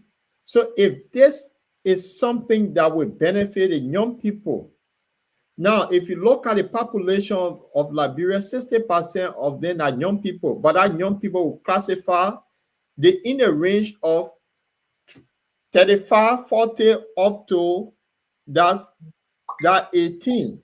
I'm not going down to the 13-year-old, come down to zero group. But the huge group of them between 40 to that 25, 26, that group, are we classifying that group as youth? Now you got the other segment, the Zocos. They also fall in that youth range. So what are you doing to get a Zoco off that will be able to have access to this entrepreneurship that they're trying to bring? So it's a good thing. They always come up with good thing, but with this work, and Padone says something that caught my mind about the dual era that they have seem nothing, but then you have to have something before people run away with the money. Recent time on early, they had this group called the Access Bank. Were there to help the new entrepreneur in Liberia, and they will take money. Some of them will go to Ghana. They won't come back to Liberia because they couldn't afford the interest rates on it were very high. These are things that people. So who are these groups they're targeting? Is that the young boys? They're not youth. So who are they classified as youth? It's something that. But if they look at what Thomas said, if they go across, anyone with good idea can have access to this, then that's a good news. But you said the youth is a little bit. So Okay. I see it. It could be one of their thing again that they came up with a thing with. We'll set a war crown code. I bought my Jack Daniel up to this. We stay yet to have the war crown code. It could be one of those things that they run with, and then come 2029, say they're doing white people vote for them. So until they clarify the youth, then if something good for the country, we'll all celebrate this, because when they benefit, Liberia benefit. Well, it's a scam. It's a scam.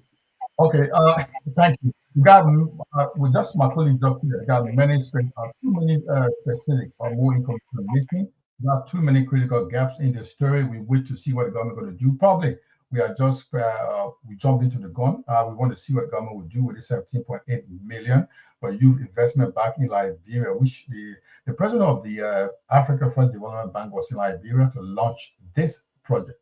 And we hope to see. But then we'll take a quick break. We'll come back to talk about, my colleague was talking about waste management. There's a state coming back in the news. It's a 20 years, over 200 million worth of waste management projects being launched, contract issue out by the MCC, Monrovia City Corporation. And the government of Liberia is diversifying government functions. We can get, now the government is saying that you can get your passport as far as from Bond County. Come back, get to the story. Let's take a quick break.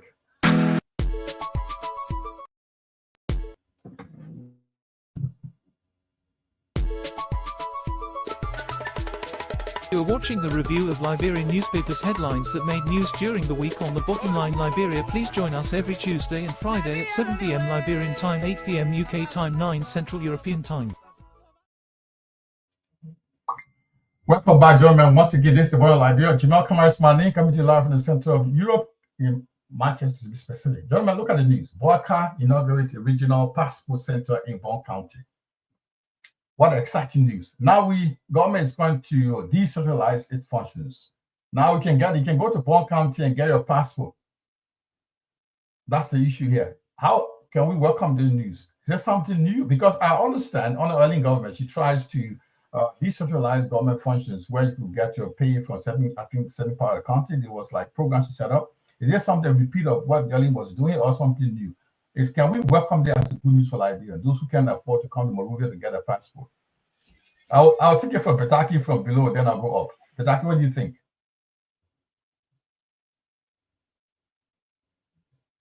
You're mute, Petaki. Yeah, sorry for that. Everything that this government come up with, it's so amazing to hear, and it's so amazing to look at. You know, um, I, as a normal somebody, as a normal person, you wouldn't want to just go to Monrovia to get your passport all the time. And looking at how crowded Monrovia looks like, so decentralizing our passport, that's a good news. But let's put the security. Let's look at the security aspect of it, and let's look at the legitimacy of it, even to the one in Central Monrovia, because how is it going to be secure? Who is going to be distributing the passports? Government ministers, I know, but how trustful are this whole thing, are this whole process? Now, Brother Jimmy, I'm from the technology background, and I know that in Holland and in Belgium and perhaps in England and Sweden, Norway, and all of these other countries, they are up. They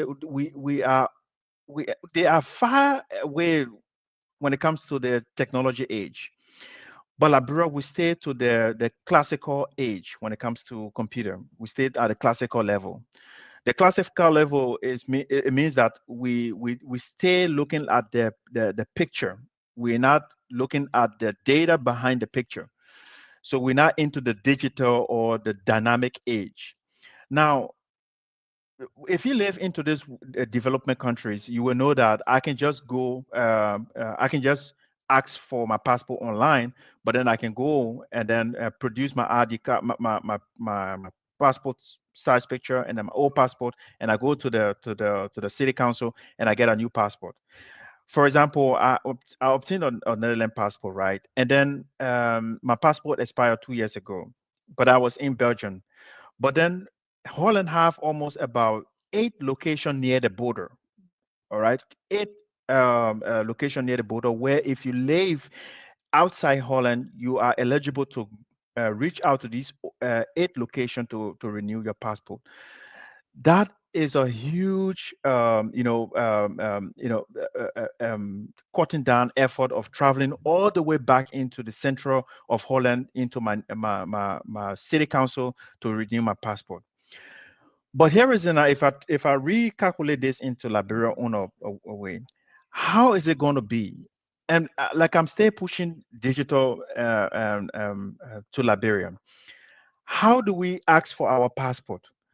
The time that we go online, we stand in line. We can actually do these things digital. Now, for example, if we decentralize our passport or our ID card into different counties, it still shows that we still doing the same thing as we were doing before in Monrovia. Because let's look at example. Let's say we create a portal or kind of a passport renewal portal where citizens can actually say, okay, my passport expired. I log into the system. I put in my passport number. The system tells me that my passport expired, and then I submit the form. And then whatever fees that I have to pay for renewal for my passport renewal, I pay it online, right? Then the government will make an appointment with me. I just go to the passport, just carry my 2 passport size picture and my old passport, and then deliver it, and it comes back again. We'll make another appointment, so I collect a new one. If we do that, if we only have just one central point, right? If we only have just one central point and just a small office, if we actually create such a portal, there is no need for establishing offices all over Monrovia for passport or Liberia for passport. We need to actually look at the level, how technology is going for us to route to this level.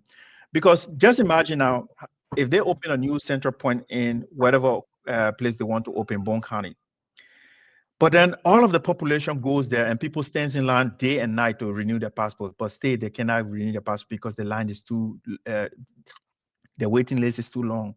It's the same old story that we still be caught up with. I think the government's supposed to be thinking something more advanced. Like, for example, they actually make that we can actually ask for our passport in Belgium, that in Belgium to the embassy. That's good. But then we still go to the same form. There's a kind of a passport request form online that we can also actually do that. And then we go to the embassy and then forestall the application.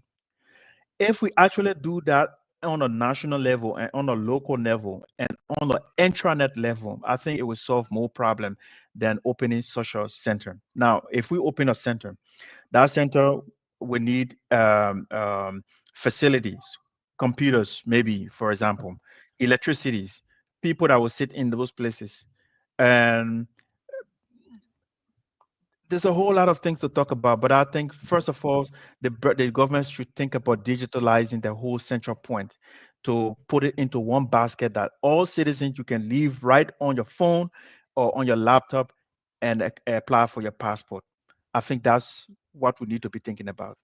Thank you. Right. Guys, what is Mr. Dollar? I think if you look at Liberia, well, Thomas says something of this age. If you have gone to Liberia and look at the people of the level of computer literacy is very, very low among our people.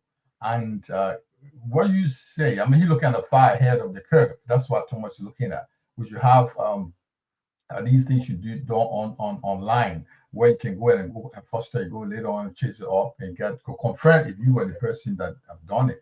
But now he's saying a different function should be done digitally instead of doing it in person. The dollar with the level of literacy in our country in terms of computer literacy and stuff like that, and the level of education, and also the facilities, we don't have much of the network and stuff like that. What do you think? As in Grand Jide also, it was another one launched in Grand Jide on 21st of June, and another one, sorry, July. It was in two places, Grand Jide and Bond County. What do you think? Good idea, being a good idea, or it should be done differently, like what Thomas said. What do you think? Yeah, thank you very much. What Thomas just said, the security aspects of this situation is very concerning.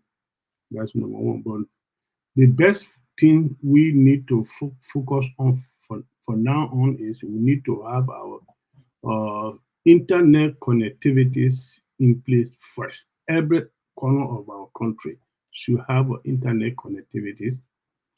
And we also should have a portrait, as the gentleman just said, that the people database can be stored into that portrait. So when you are registered, your passport number is entered anywhere. Any officials like immigration personnel and foreign ministries employees that are responsible for passports issuing, when they enter your passport number, they were able to see your detail, all your details directly. It should be done in every corner of the country.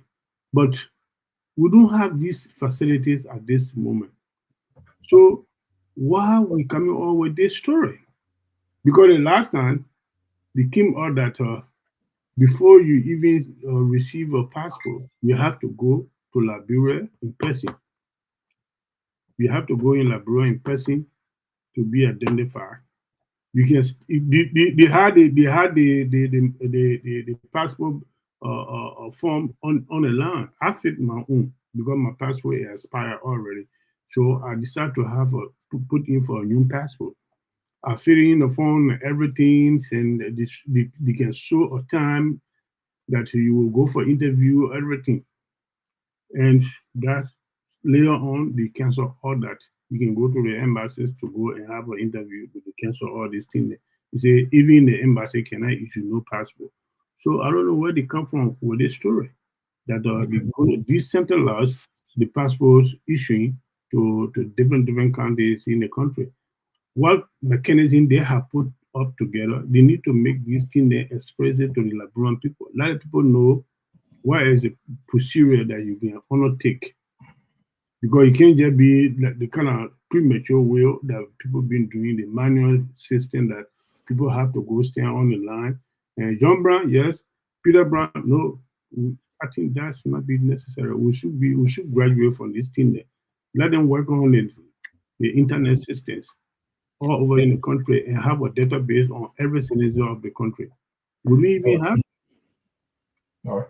Yeah. Thank you, Paul. Brother, let me just go on a few little point out per dollar strike that I want to make to open it wider so people can understand that. 2 seconds. Padola mentioned about the internet, to get the internet straight up. Now, the government don't have the money to actually deploy wide internet range all over the country, but we can go for the cheaper price, which is the intranet. Intranet, that means that it's within your country. It is not going outside the World Wide Web. You understand? Now, let's go back again to the security. Authenticating this passport, that's one of the issue. How the system will link. For example, if they continues to open these local centers all over the places, how can one individual be authenticated with that this person obtained a passport from Monrovia and then he comes to Bon County to renew his passport? How can we trace those data? How can we trace the data? How many times a particular individual has changed his passport over the time? So there's a whole lot of things here. It requires a lot of technical All right. things. No, guys, thank you. Thank you, Paul. There's no details about the hub being set up in Grand Jide and as well as in Bon County. The Minister of Foreign Affairs did not say how much they are doing. The details, no detail. Paul, what do you think? It's a good news. You welcome this, or what do you think we need more to know about before we say anything about it? Jamal, this is Unity Party you looking at. My good friend Cole Bele, who used to work at Internal Affairs Ministry under the Ellen government, they were building service centers around the country. In the 15 counties, they were building service centers. When they said Joseph Burger come with experience, they may bring nothing. That's exactly what Ellen was doing. He just came to copycat exactly what Ellen, and he told us that he was the park car, but if you're on a race, you're going to do better than Ellen. Why am I saying this? The first thing is we don't have electricity. We get electricity problem in the country to start with. That's one. Passport is a sensitive issue that Liberia have faced with for years. You remember, people sell passport to foreigners. That security issue with passport in Liberia. So I will give example. In the UK here, there's a place in Liverpool. There's two places in Liverpool or Belfast that print a passport. One place. So before we came to the topic, we have Youth Investment Bank. Mm-hmm. You get it? So this is the era where you train the youth, you bring them to a level, then you start talking about, so in Maryland County, they have students that graduate from the technical college there. There's so many of them. So why can't you get to Maryland County to be the hub where you have electricity 24/7? You have the intranet where Thomas is talking about. That means you have to create a mini data center 24/7. You have electricity there. They become the center of passport printing. So if you want passport in Monrovia, you can go to the passport center. You give your detail. The guys in Maryland will print that passport less than a week. You have it in Monrovia to collect because we don't have address system. But putting passport session all over the place is chaotic. And that's how I see it. So these guys, they only doing this to make the people, oh yeah, we get passport, we can go to Grand Jide and get passport, we can go to Bon, get passport. It does not make sense. So right here in the UK, the embassy here, If you want passport, you got to pay 200 pounds. They have to send it to Monrovia. That will take 6 months when someone is coming to bring your passport. So we have the technology here. If they can't get it right, will they get it right in Liberia? So this is another scam for Liberians to buy into them, for them to be re-elected come 2029. That is the whole thing. I told you earlier that if you have an agenda to run with, that's where you focus on, say, this is what we came to power for, and this is what we implement by 2023. Liberian will start seeing this. But they're all over the place. So I can tell you now, if I get Joseph Boakai some good idea, he'll forget about the passport and run with my idea tomorrow. This is the Unity Party we're dealing with. If you have no agenda, this is what you get. Yeah. Right. Paul, are you saying that give 4 chance, please. Linfo has to come in, guys. We got one more. Do you know they have that thing they call citizen ID card in Liberia? Let me give you an example of the citizen ID card. My own friend were in Liberia. I will call his name. My own brother. Because they say he paid $5. He collected his ID card. By the time he got in the taxi, he dropped the ID card. He couldn't say he went back for reprinting. They could not find his details. They could not find this guy's details.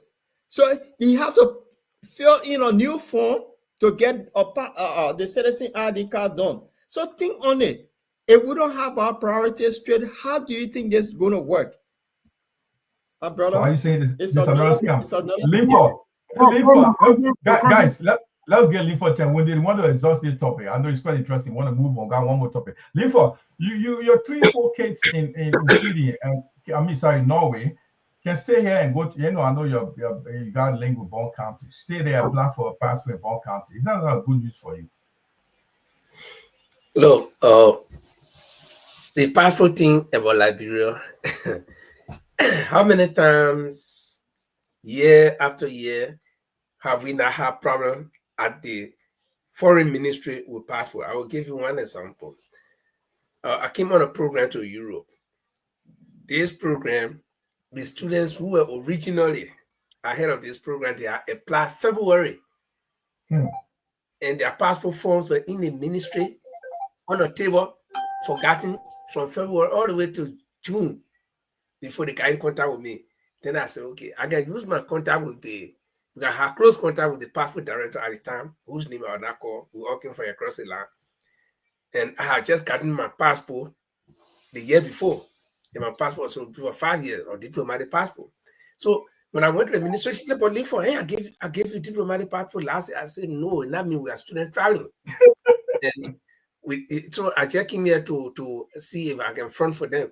She said, but you also travel in July, and you're coming in June for passport. I said, no, we filled in it. We got a form way February, we fill it in. If I tell you, and I believe it, every office that particular day, because of my presence, the lady said, your way. Every office they check. Every office that has to do with passport, they check it. We were there for more than 2 hours. You need to find out that in her identical office, one small table was there with the passport forms in a file, but they are covered with other papers. When they found it, she said, okay, I promise you can get it. It's very easy to get passport in Liberia because I'm a witness. It was on a Monday. She said, you'll come back Wednesday. Wednesday, the passports were ready. All she needed was the payment for it, and they pay it. Friday, we went back, we got the passports. Everything was finished. We took it and carried around the university campus there and share it among the 9 of us that got our passport to travel to Europe on this program. So I'm telling you, it's very easy, but the bureaucracy, that's what makes it long. Okay, now, talking about establishing regional passport, you got problems with passport every time at the ministry that is supposed to be in charge. So you go open some small thing hall somewhere in Banga and say regional passport office. Now, in the first place, how many people traveling from Liberia to go anywhere that they need passport? If you ask the people, they'll tell you, we don't need passport. People don't need passport right now. People need their life to improve. Okay? Some people get passport, it will be idle until they can use it, then they got to renew it again. I think this is just another way for the Unity Party to promote itself, number one, and number two, to generate money. Because when they open a passport, some people, it will sound good for them. Oh yeah, the passport, yeah, oh, don't go get our passport. You get a passport, where you go? They say, oh yeah, we're building roads. You're building the roads. You put quota on all the roads in Liberia. How many people, some people even get sardine cup to drag you on that road. Okay, so you got a road, it's good, but no car traveling on it. I remember I traveled from Montreal to Ganta. My friend, if I tell you I counted 10 cars that are coming opposite me in a lie. You see? So you got to prioritize. Okay, the next thing is staffing. Payment. Pay your staff. The government got people that you can pay already. Then you go create another office because the office, you're not going to take people from foreign ministry to carry them there. You're going to employ new people. You don't get money to pay. Or it said the money that they depending on, because they suppose, of course, our budget was supposed to get 75% of it, or how many percent of it from the international community. See it? So there is no priority. This one, you call it hay chicken. Anything they grab that, hey, you know, when you call it the snake in half, the hay going one side, the tail going one side. So the hay just running anything you catch, you can point it, they die on it. That the people here. Okay? They are like drowning men. Anything show them to hold it. So he said, I added to them. When I said, no. You should not make a passport in Banga. You're carrying way no guato. They will carry it there. Because they're looking for way. So, you know, they got to consider it's a cool idea. I'm not discouraging it, but you got to look at a lot of technicalities. Which you guys have been talking about, the technical part, the internet and all this. No, here in Norway.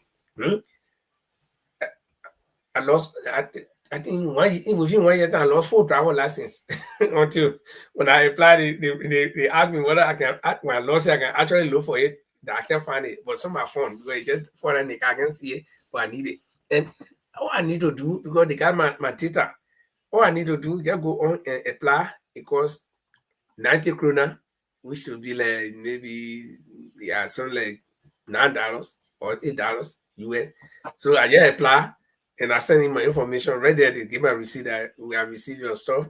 It will come in a post. So you got to develop a postal system in Liberia in the first place. So you can stay in Grange there and do all of your passport work online, and they can post it to you. But you can get postal system. You got nothing working. Then how many people traveling in the first place? How many people traveling? That you from way on the fine Ponkande, we can't get passport to do our way. So you got to get priority. I mean, these people, you know, and if we continue on this trajectory, I think this country is going to be stuck in this mud. We are like Austria. We just stuck our head in the mud. Whole day we're there. No, Liver, we used to have a postal box before to post office. I know. I saw other things. I know. My very first transaction, I saw other watches from where I still know the address of that thing in China. The address, Rogo Sankyo. I still know the address. I saw other watches that get cigarette lighter. That even your CRD may arrested me. I'll send the cigarette. I mean, the watch he said, 2 FR, so I stole it. When he arrested me, and he made me say, he arrested me right on Broad Street in front of Finance Ministry, right? And then on the other side of the street, my father was working. I changed my identity. So when he arrested me, I said, you know what I mean? You arrest me, yeah? But I want to go to my father. He said, well, I said, I'll go to the bank that my father worked there. One way there, my father came and said, the way that CRD man ran, nobody know how he ran. You know? So all right, guys. We should have postal system like bro. That I agree to. Okay, guys. We want to take a quick break. We'll come back. We'll talk about the most talk about waste management contract being almost being shortlisted for some foreign company, more especially Zoneline. It's still kind of back in the news because the contract has not been awarded yet. But we'll go back. We'll go take a quick short break and come back, guys. We'll talk about this. It's I think Thomas was talking about waste management in Liberia. I think this is an interesting area for Thomas. Thomas, we'll come back. I don't want to hear from you. But now we'll take a quick break. We'll come back. Jamal Kamaris Pani from Manchester. My colleagues from London, from Norway, and from as well as Preston here around Manchester here. And I got my colleague from Thomas in Belgium, another specialist in the waste management area, RT specialist. We'll come back and be with us, join this discussion. You're watching the review of Liberian newspapers headlines that made news during the week on the Bottom Line Liberia. Please join us every Tuesday and Friday at 7 p.m. Liberian time, 8 p.m. UK time, 9 Central European time. Guys, okay, last 2 weeks, I think we talked about this. It's a controversy. You saw in the news published today by the Africa, front page Africa. It's a story. You can two mayors here with our most respected senator, Edwin Snow. I know we spoke about this zone line. It's still back here. I think by probably first week in August, their contract will be awarded. Zone line is on the short list to win this contract. I know there's an issue here, but now it's a real story came from statement came from Senator Snow about this zone line involvement in the country. Why should they be shortlisted after having the bad record? I'll start with Linford. Linford, you read the story. I know you know what we're talking about here. There's a waste management contract that's going to go for 20 years, but $200 million worth of contract to be awarded to a foreign company. What is your take on this? You see, again, I will say it's a good project.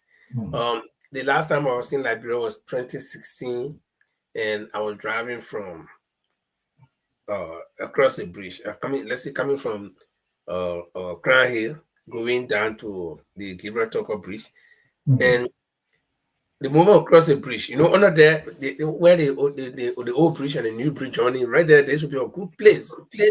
But that place I saw, I couldn't just recognize it.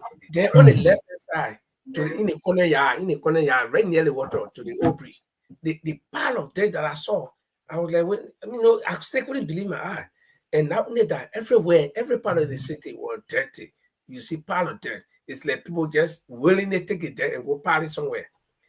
So I think if this kind of project is viable and solvent, financially solvent, and it means well for our people, I think it's good. Number one, it's going to provide jobs, and number two, it's going to help keep our city clean. I don't know how you guys do in the UK. I can't remember when I was there. I don't know what we should do, but here in Norway, every plastic bottle, if you get a small can of plastic bottle, when you drink, you can recycle it for 2 kroner, which is like 20 cents US dollars. Then the big bottle is 3 kroners. So I know people who, even me, I do it sometimes. When I drink, I put my cool bottle in my car, I bring it, I get my plastic there, I can put it inside. Then certain times I tell my picking go recycle it. Whatever I get from there, where they want to buy, we buy. And trust me, I remember at one point I got almost $200, which are about around. Sorry, I want to hold you back. Just the issue is like the contract is like, it's not about that. The idea, it's a good idea. The worry about Liberians right now is that the multi-million-dollar contract is going to be at the brink of being offered to virtually be given to a Ghanaian company that has a bad record, corrupt practice record, label bad record in Liberia. That's the argument here. That's the point I'm driving to. Oh, sorry. I'm trying to lay the premise for Liberian people. Oh, okay. Sorry about that. Go on. Yeah. What would be the benefit of such a contract if it is good? That's why I said whether the contract will be financially solvent, whether they will have money in there, or whether it will be stable and it will mean good intention. And the reason why such a project is good is why I'm just telling you. So as a result, you can see in Norway, it's very difficult for you to just see plastic bottle around because they're not using a glass bottle to make Coca-Cola or any soft drink. Now, in Liberia, the opposite side, and we in the maritime, we are very careful with the preservation of water because of marine life. Plastic bottle, that Coca-Cola plastic bottle, or even the ordinary plastic bear, if you throw in the water, certain time the fish then will eat it and they will start to die. And you will not believe that the ordinary plastic bear, where you can put you can buy your thing you put in, that plastic, if you throw in the water, it will take up to 100 or 110 or 120 years before you can actually dissolve. Those things get long life. So when you think about plastic bear, it will be there for some years. So those things can damage the ecosystem. So this Zoom lion I've been hearing about it. I don't know really much about them. I have not researched on them, but what I've been hearing in the news and everything, I don't think, it's just my own thinking, I don't think they mean well, given the background that we've been hearing. But if, that's what I said, if the intention is good, then it's a good project. and let the government do due diligence this time around. If they are not doing it to any other project, any other company, let them do due diligence. And you know, when I hear my own friend and brother Edwin Snow from way back, he talking. Edwin Snow was one of those people who pushed bad contract on the people of Liberia through this or 18 terminal thing. Okay, I don't know where he gets that now. He gets sense that he will be speaking about these things, but it's good that he's repenting, you know, and that's what we want most of them to repent. Those who have been doing the bad things for Liberia to repent. And Edwin is my good friend, my friend and brother. It's a guy that I can't forget because, you know, we did some things together for many years. Okay. Just another background information. 2013, Zuna was involved in Project Liberia, and some corrupt practice. World Bank banned them for 2 years, not the Project Liberia, because they were bad labor practice, and they also inflated a lot of prices, according to the report. That's not me saying it. We are quoting a report from the government. I mean, from the World Bank. So they were banned from practicing to any project in Liberia because that has to do with anything related to Liberia. But they've been clear. But the question is, they've been clear according to the government. But the question is, why are you bringing them by the country that you have integrity problem? So the question is, there were 6 or 14 companies shortlisted for this project. MCC is giving a waste management, urbanized waste management project out. You're going to go for 20 to 25 years.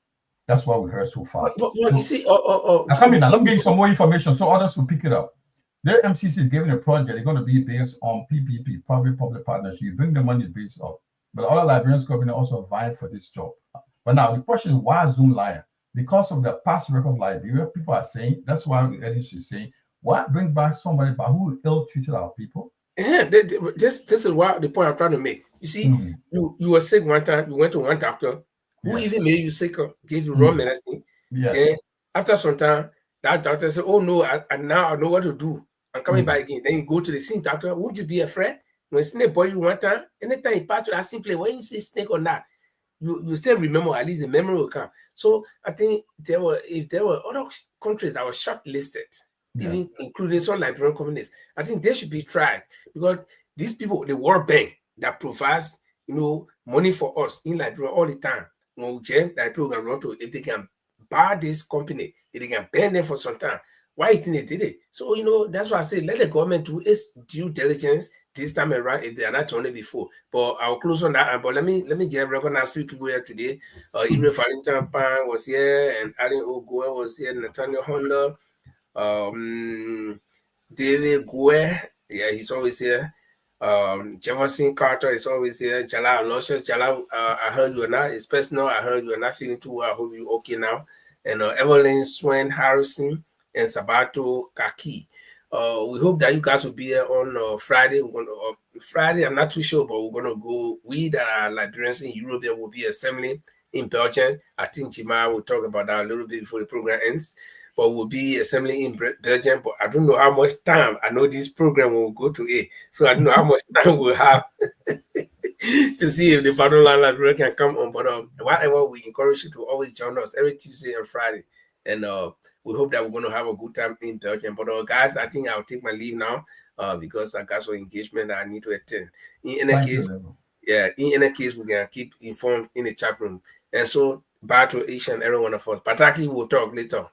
Thank you very much. Linford Goe from Norway. He's a good friend of mine for over 30 years. Thank you, Linford, for taking leave of us. Then Paul, Zoom Lion in the picture again. Want to take a project in Liberia, 20 years project, $200 million worth of dollars project after integrity problem in Liberia, bad labor practice, and most of it. What do you think? Why Liberia is not practicing due diligence? Why we want to give back our country to people that keep hurting us? What do you think?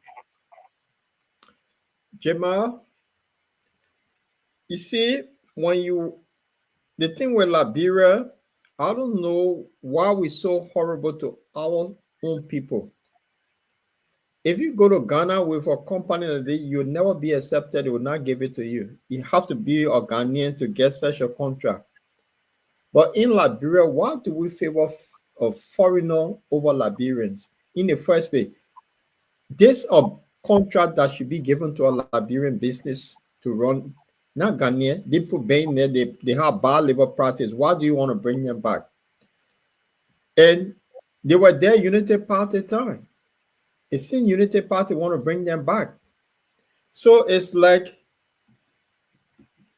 we're in Liberia campaigning, something we ran with, that this woman was married to this guy for 12 years. The guy used to beat on her. So she got tired and moved to another guy.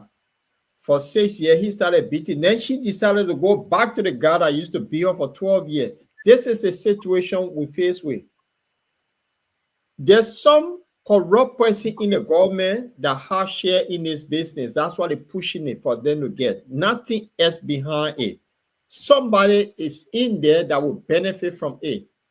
So bringing them back, the people that are pushing it, they're in the background. When it goes through, they will get a 10% of 20% of the shares that they're supposed to get. That's the whole thing about it. Our Liberian company better for this thing. Liberia should be the first priority. At least give it to Liberia. We talk about job creation here. This guy not going to bring the money, going to go to Ghana. Why can't we take the money, invest in Liberia, the money remain in Liberia? It just doesn't make sense. We just bow to our own people. That's the bottom line of it. We just bow. Okay. Mr. Dollar, I'll leave Thomas the last because Thomas has already developed a device that talk about waste management. He's an expert in this area. I think this is an area that Thomas want to talk about. Thomas will talk about with our days. But let me tell you on the face of the screen right now. They got two mayor of Princeville and mayor of Monrovia. I think it's John Bestman and CFR, right? CFR, something CFR, John CFR. And also on the left hand side, my left hand is Honorable Edwin Snow. So Edwin Snow is speaking about do not bring back zone line. It causes trouble. Don't bring them. Not only that, everybody's singing this, speaking aloud. I think what I heard, my information is like by the first week in August, you'll know who will offer the contract to. But zone lines at almost 70% to get a contract because Paul said somebody in the government is behind this. Should we allow this to happen? Mr. Dollar, what do you think? Dollar? Did you hear me now? No, go on, please. All right.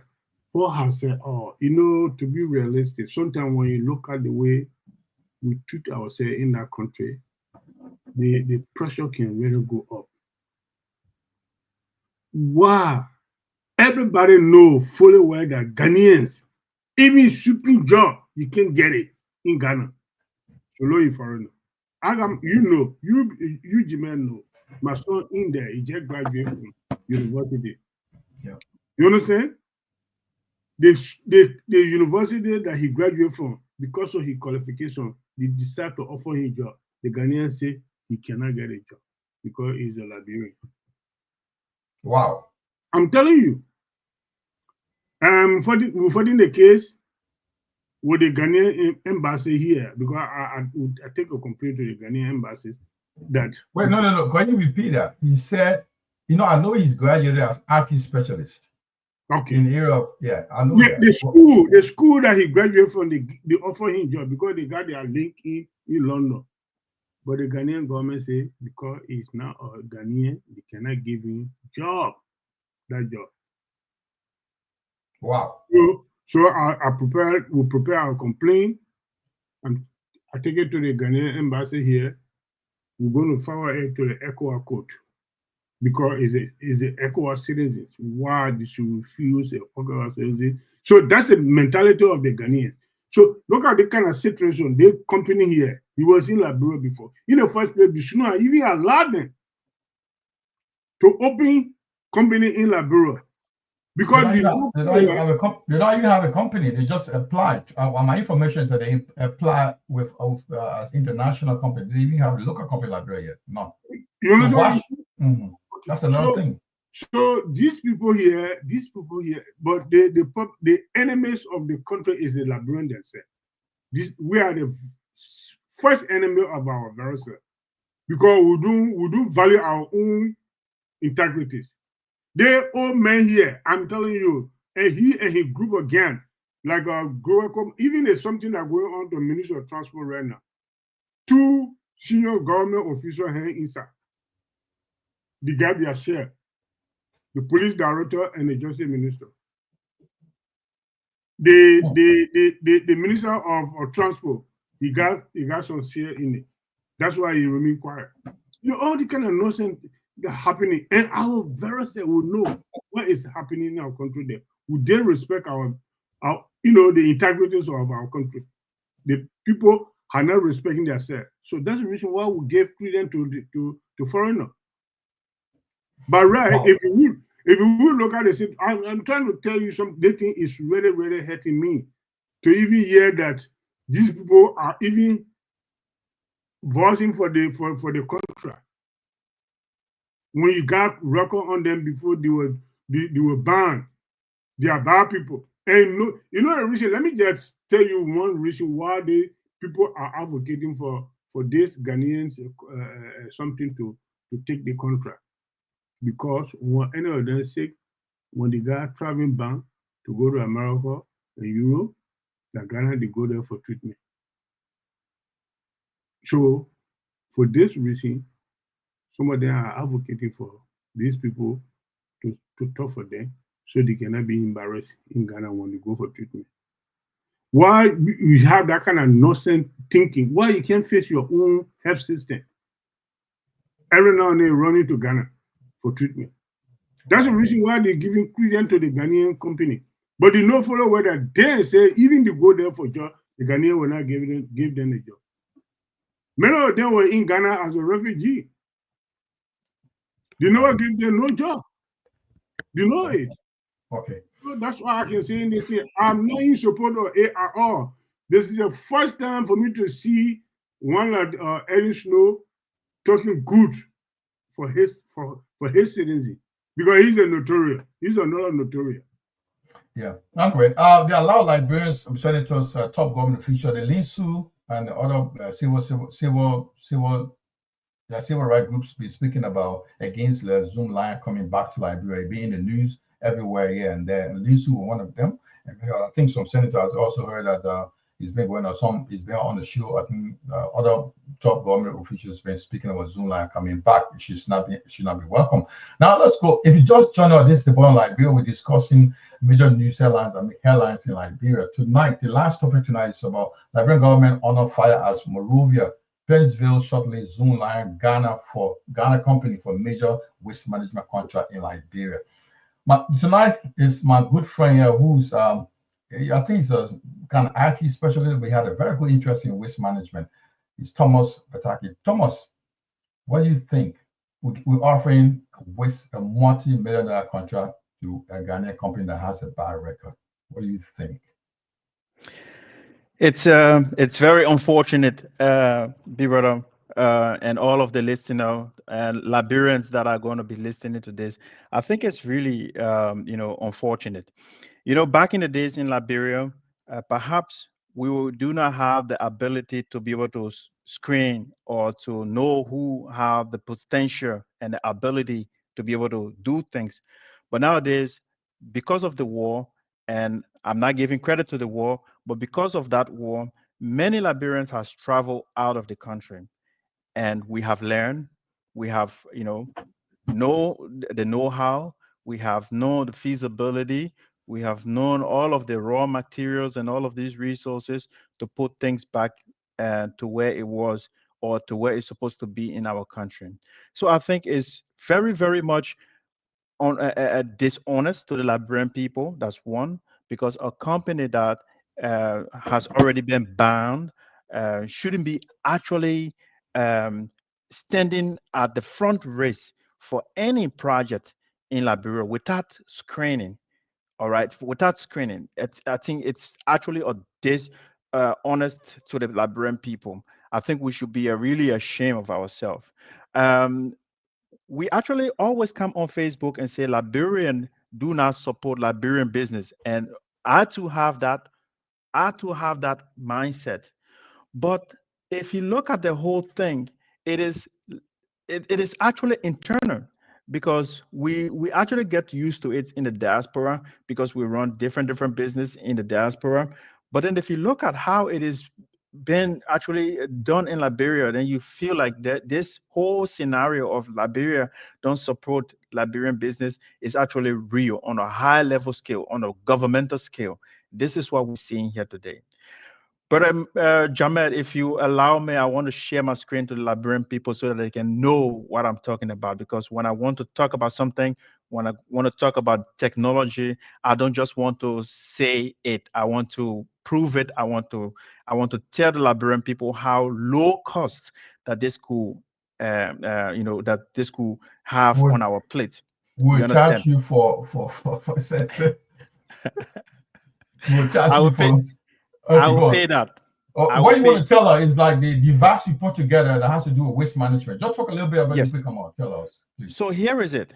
3 years ago, I've been looking into this whole lot of waste management because you see, IT. For me, studying IT does not mean that I have to sit down behind computer always and code, but we have to use our little, knowledge to be able to solve problems. And looking at the problems in Liberia, and I think technology can solve almost about 85% of the waste management systems or the waste we have in Liberia. Now we compile those, we actually put them together, we define the devices that will be used for such a waste management. This device is compiled with 3 sensors. One is level sensor, one is fire sensor, and one is alert.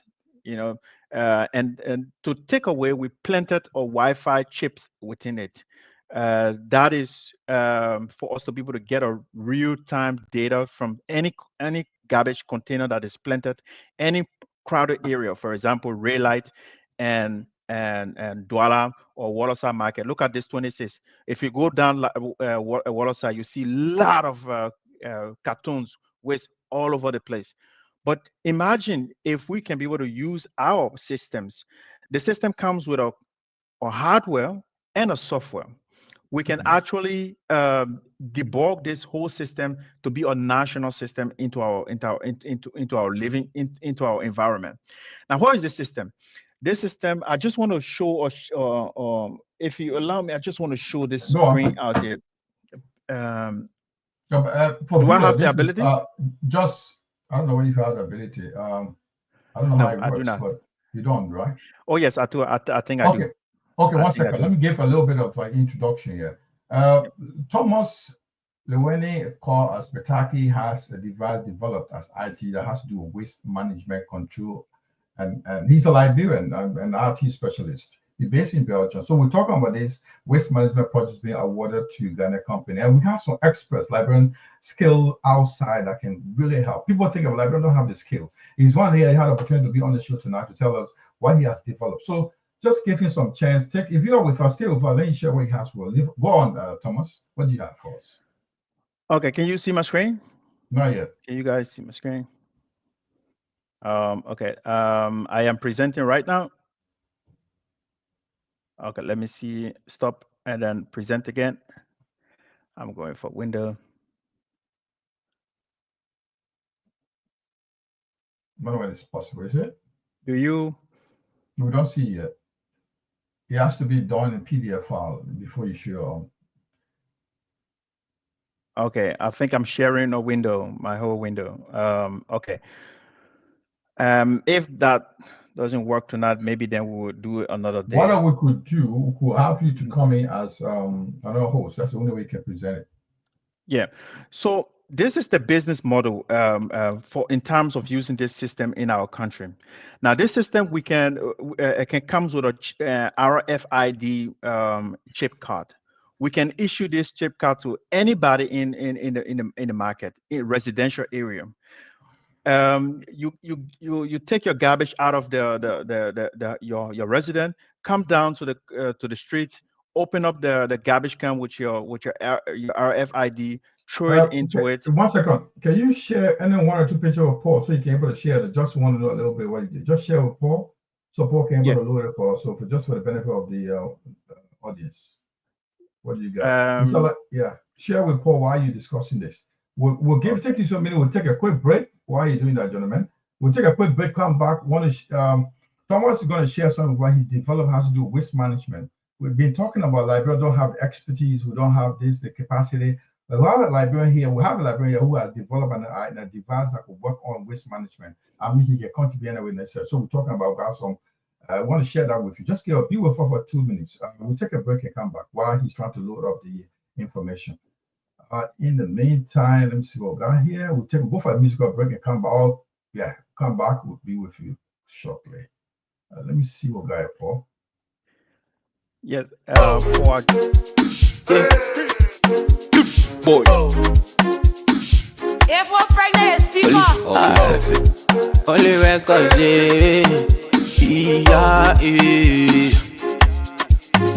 Now you bad liquor on a table. You want you to don't can show yourself. Got plenty dancing, now you dancing, you get copy. I say don't can show yourself. You using Chani, Mr. Chani, I say to never don't can show yourself. You say you young boy, your sling on a papa bob. I say don't can show yourself. You don't get money, you want eat shawarma, eat some pizza, don't can show yourself. I using sense on you, using sense on your own Chani, don't can show yourself. Your Nina Kebe, you go or you say your Nina Sarah, don't can show yourself. That's who me bluffing, are you bluffing? You get nothing, I say don't can show yourself. Now you buying gas, you say I'm on a runway speed, don't can show yourself. You say your Nina Johnny, you not get no money, I say don't can show yourself. You just see shy boy, you want can to smoke all the shisha, don't can show yourself. You just police boy, you want can tell me back on NASA, don't can show yourself. You say you married, you not get no ring, I say my friend, don't can show yourself. You won't can be so justice, you not get no money, I say don't can show yourself. You say you don't get what you using 250 week, yeah, don't can show yourself. You eating kobo, then you asking for napping, I say don't can show yourself. Just see get then you won't stop me from passing, don't can show yourself. You just usher then you won't come to all let it go, I say don't can show yourself.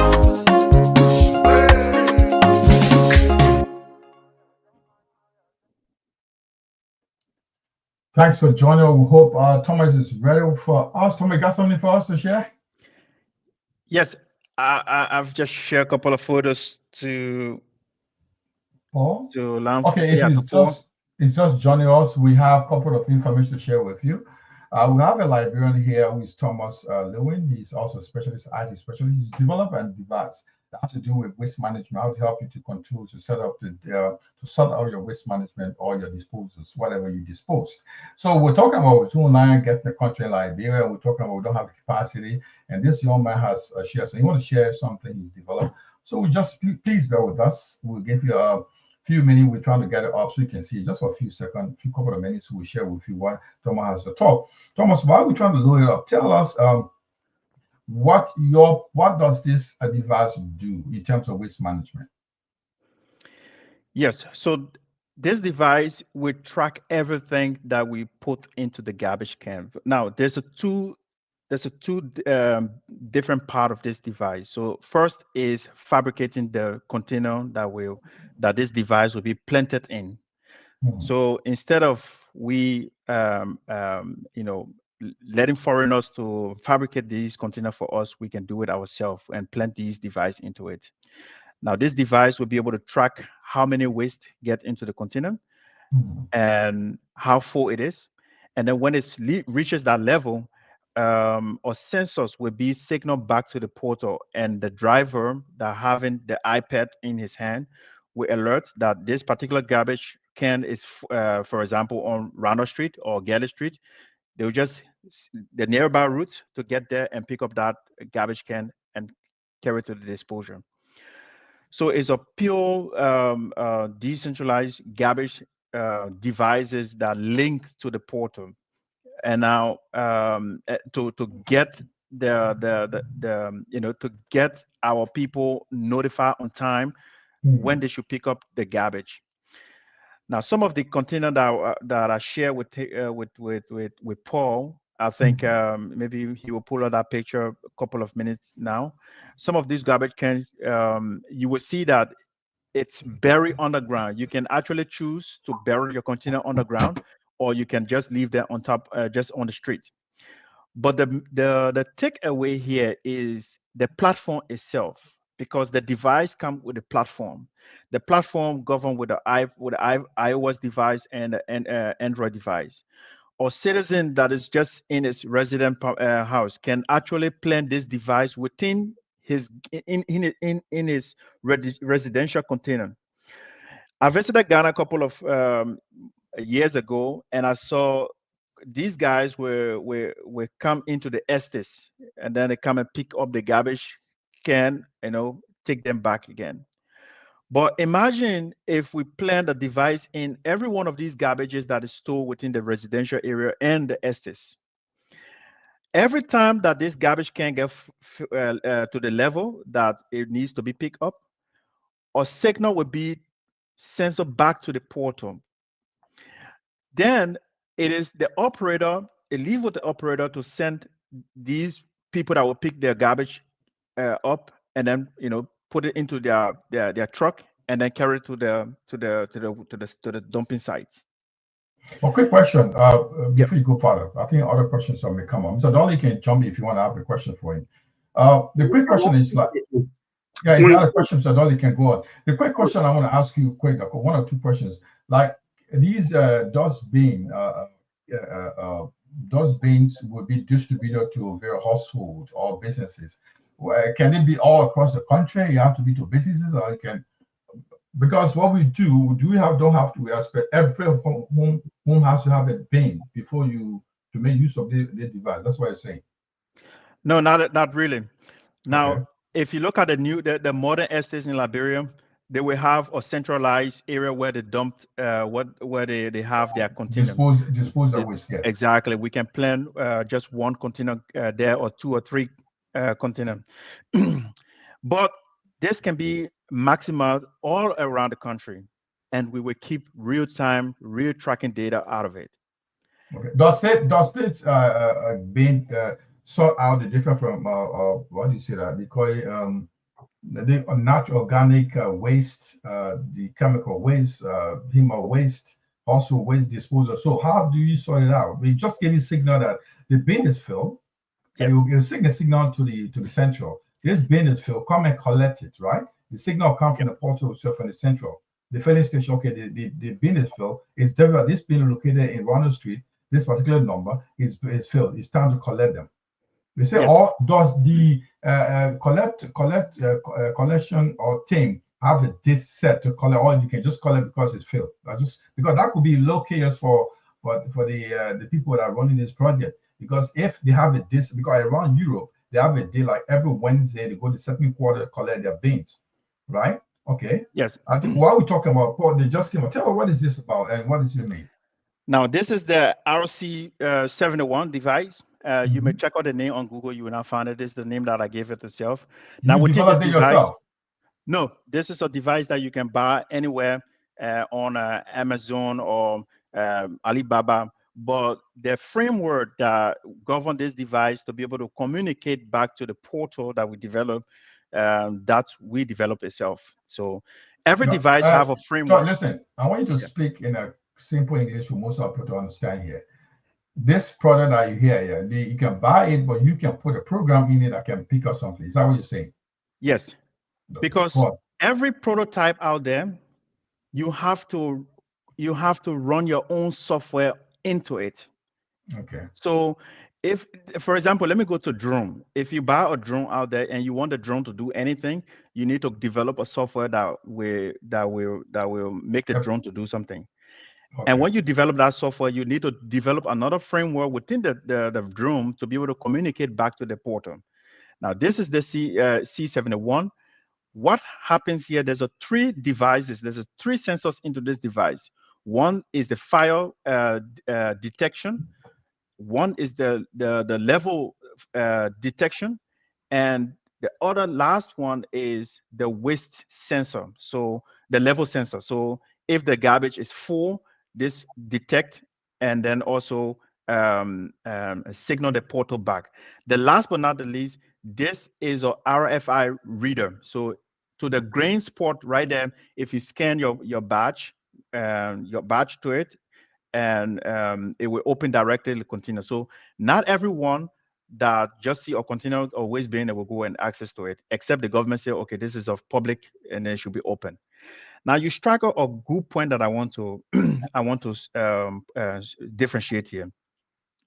I can put a container in WaterSat, 3 to 4 container. One is just for cartoon, one is just for general waste, one is just for plastics, and one for just all clothes. I can differentiate that. I know people will not get used to that tradition, but it is the way forward. We do not build smart city from just one day. We build smart city from a level. We train our people on how to separate their waste bin. So this is just a blueprint that we can start off with. Now, if we adapt this concept, we can actually then go out and start analyzing the data that will come into the container. For example, we can actually run a deep learning algorithm within the software that says, okay, this is Coca-Cola can, go one side. What is it? Beer bottle, go one side, and then actually pick up the colors of these bottles. For example, when it's green, it say, okay, this it goes to the green, and then if it is red, for example, goes to the red. And it's just this can cola that we can drink in Europe here. I think they have it in Liberia also. It's actually picture that metal, and then they put it one side. So at the end of the day, we have a clear analytical understanding of what we put in our garbage and what we put at waste to in our country. Let me hold you there for a second. I think my colleagues have 1 or 2 questions, then we can continue. Go on, Paul. Before you just ask question, I'm gonna get a. You just saying Paul, Thomas Lowen is calling Bataki is senator. He's a Liberian artist specialist who developed a program that can put in device to differentiate. I mean, to send a signal to a waste company that tells her this bin is full, it's time to pick up. And you can do many other things. Many other programs can be developed. Once you do this, a device key is then developed. We're speaking about waste management company coming to Liberia to pick up and giving it to a foreign company. But we have a Liberian who is saying, like, oh, for 3 years, he's been working on a product, on a program they can develop. They can tell you this bin is this is in this bin, there's a fire here, there's something here. You're going to talk more about it. My colleagues have questions for you. So if you just join a quite interesting Liberian here, we'll tell them more about his skills. Guys, any question for Thomas? Yeah, Thomas? Yes, sir. Yeah, good evening, my dear brother. I'm Morris Dolly. I would like to ask you 1 or 2 questions. Since you developed these technologies and having to engage yourself in it, have you make any effort to go to Liberia to introduce this thing to the Liberian people? Good question. I haven't been to Liberia, but I have been sending email to the Monrovia City mayor. We in a close contact, and also my brother in Liberia has been going back and forth with him. But there's nothing good out of it. I always say that like Liberia, we mostly don't want to buy pig in bag, and so that's maybe one of the reason. One of the things he told my brother is for us to start up a prototype in the country itself, which I was waiting to send 3 to 4 devices in Liberia so we can put it into use. Yeah, let me bring something to your attention. Don't you know that They have a big companies in that country because I'm an estate owner. I signed a contract with some people. They come to my residence and collect rubbish.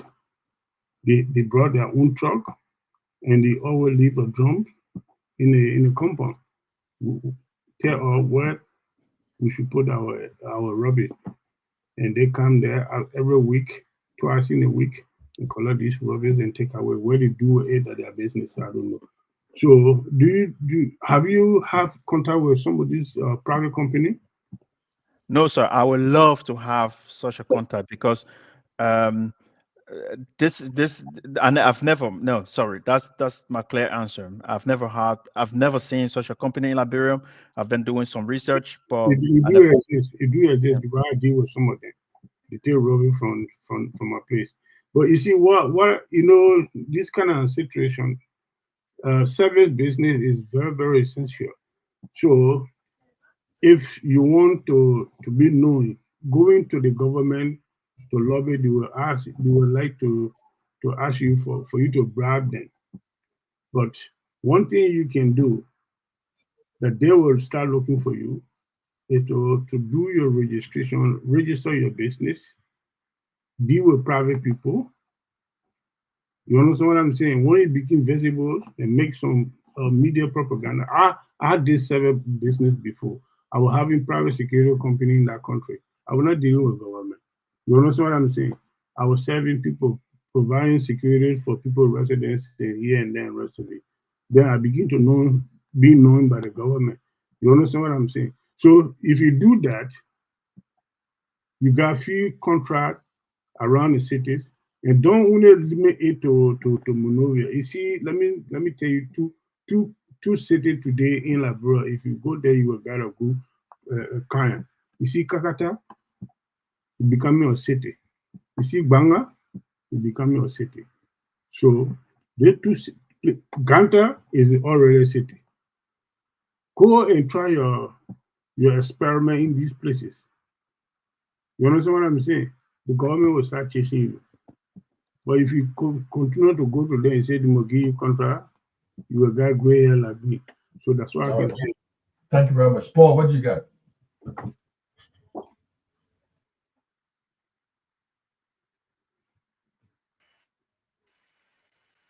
Thomas, good initiative, and I would say good luck when it comes to dealing with Liberia government.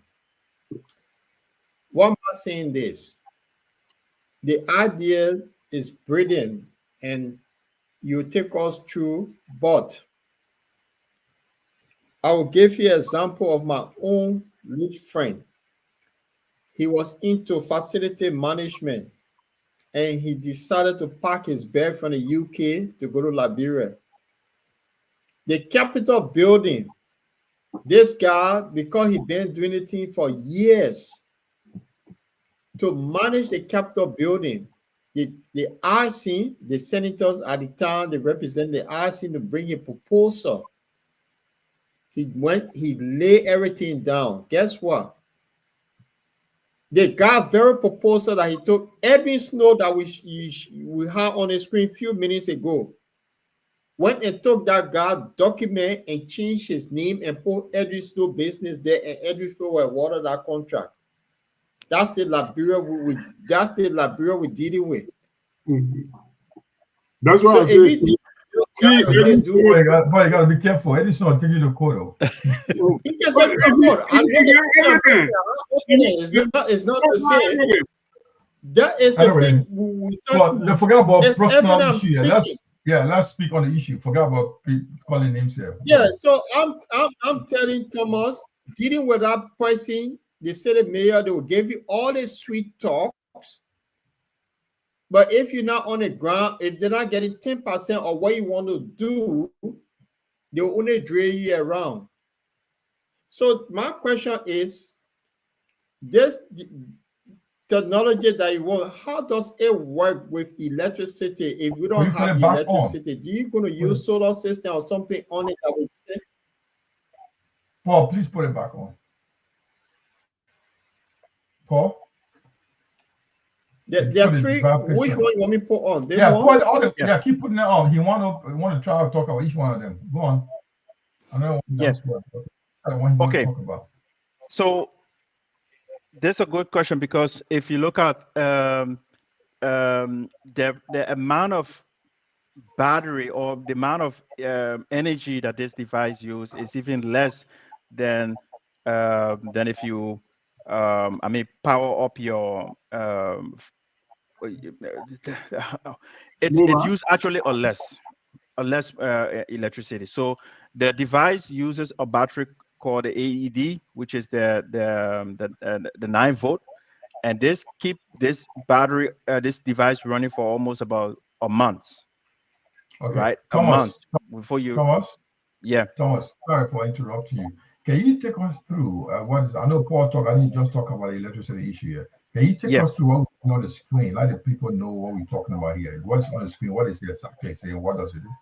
Okay, the first container. This is fascinating. If I want to talk about this is really great. It's not a picture I'm looking at, but the technology that is powering this thing.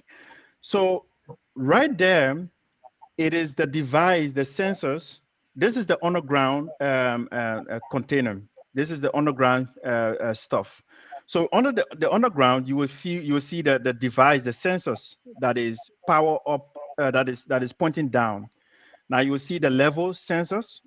You can actually see the amount of waste being put into this can, and then when it got full, or it gets to the level where it's supposed to be collected, it will be sent to the platform.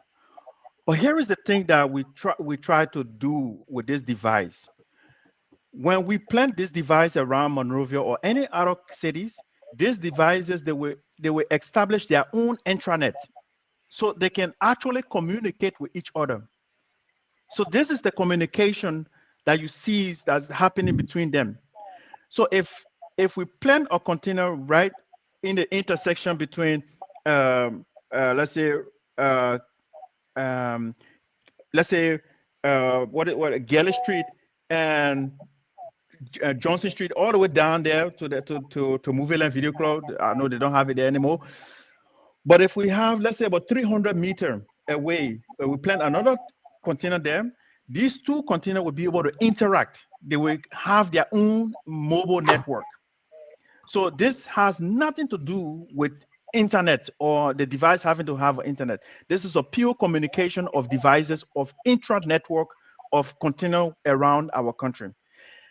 Now, just imagine what's happening here right now. If this container A is not signaling back to the portal, whatever reason, right? It will get its connection back to the underground container, which is pointing which is already established its own network. Then within the underground container, we can actually detect the other nearby container away from 300 meters or 200 meters away from each other. What? This is another container that is just there. With this is really common in Europe. You can see with this is really common, but when we plant the device into it, it's not no more common, because then it becomes like a smart garbage. What happens here is the same device, but now with this one, you will have to actually scan your device in order to open it and dump your garbage into it. Likewise, the same other picture that you saw on the screen. All devices come with a access badge or access tag. Now this will generate a huge revenue for any other company that want to implement this. Now imagine if you deploy this to Raylight market or Douala market, and you differentiate all of these containers. You say, look, clothing here, old waste, the cartons and papers, everything here, and general waste, everything here. Now you give a batch to all of them. It's so unfortunate I can't show you the portal, because I just log into the portal and I want to show you how these devices really communicate. But then you say, okay, I give every store owner and all marketeer their owner badge. They finish in the evening, they collect their waste, and then dump it. Before dumping, they will scan their batch. You give every marketeer almost about 6 times to throw anything into the garbage. That 6 time after it finish, they can never open it again. They have to come back to this to the portal, to the company to recharge it again. You understand? Thomas. Yeah. Is a very good idea. The end result is how to have the contract to make the business. Yeah, so if you what Paul said, if you go beyond the government officials, you will be going beyond a breaking state. You understand what I'm saying? So this idea you got, if you have the means, go and establish with private business people. You understand what I'm saying? That's why you can go to graduate from wherever you in. Otherwise, you will just be talking Google English, and that's the end of it. For quite interesting, guys. Thomas, I think this is going to extend our time. We've gone almost 3 hours here. And we'll find a time where we can have the opportunity to display something. We'll get people to discuss the management, waste management. That probably next month. Quite interesting thing. I think my colleagues found it very interesting, but we spent too much time on other issues that we didn't know they had these things are coming up, which have spare some time for you. But I think we will find a time where we will be speaking to in the area of waste management and what role you play, and you can display some of the devices you're working on. But it's a very good project you're working on. We wish you the best, and my colleagues. Having said, I want to say a big thank you for coming to share your thought with us. And Paul, go on. What do you want to say something? Thank you so much. Yeah. Thomas, I want to say on Tuesday, we'll be here early on Tuesday. You'll not be here Tuesday. You'll not be here Tuesday. You'll be in Belgium. Tuesday next week, not Friday. Oh, yes, sorry, Tuesday. You'll be back here Tuesday. Tuesday. What happened is I would love for Thomas to come on Tuesday when we come to start, because we have a guest on Tuesday who will be joining an hour later. So we can talk this and then get into this. So Thomas, if you make yourself available for Tuesday, we can really get into this. Probably we share so you can bring your portal and all that for that 1 hour segment to talk to our audience before our guests join us. Is that okay? Perfect. Well, then you need to send the details. Is that okay with you, Pam? Are you willing to come on Tuesday for at least 1 hour section? I think Tuesday.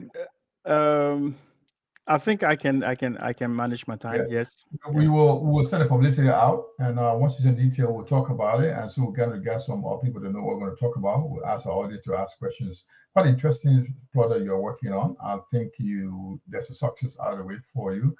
We wish you well in your endeavors. And gentlemen, I want to say once again, thank you very much for coming to Borderline. I want to take a round and let me have the last comment, because I think that was quite an interesting story.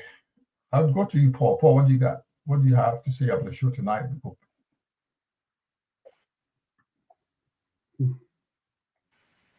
Well, the show tonight was fascinating. We have mixed view, the information that was provided. We have counter argument.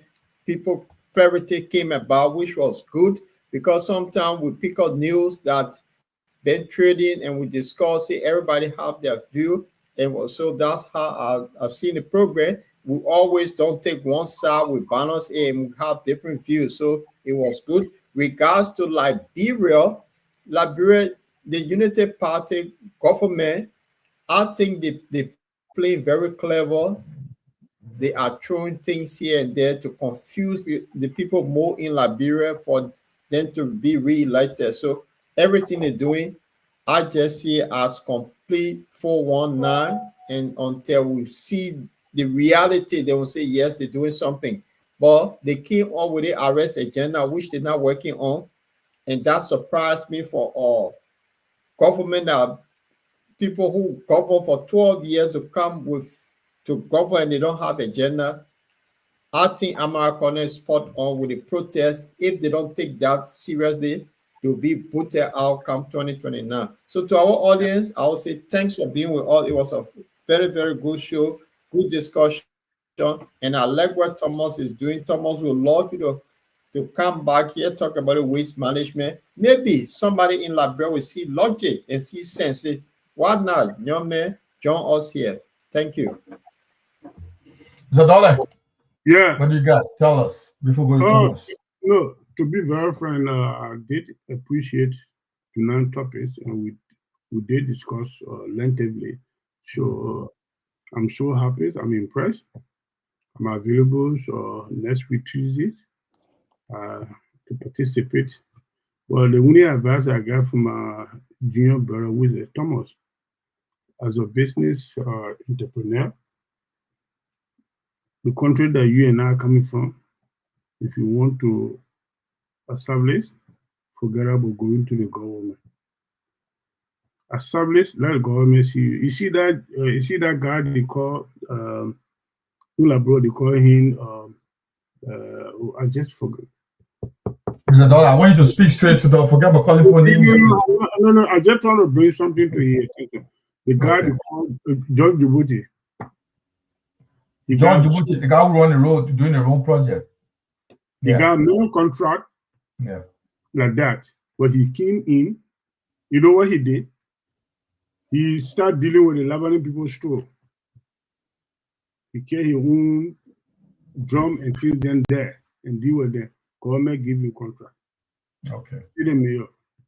During the administration, before they walk in. So he's been around. So he's been around for long. He's now a young man, though. He's an older man. So I want you to take that route. Forget about this city mayor. You will want a percent. You got percent to give to them? No, sir. So leave them. Establish your thing. Go to business people. That's all I can say. Thank you very much. Have a lovely night.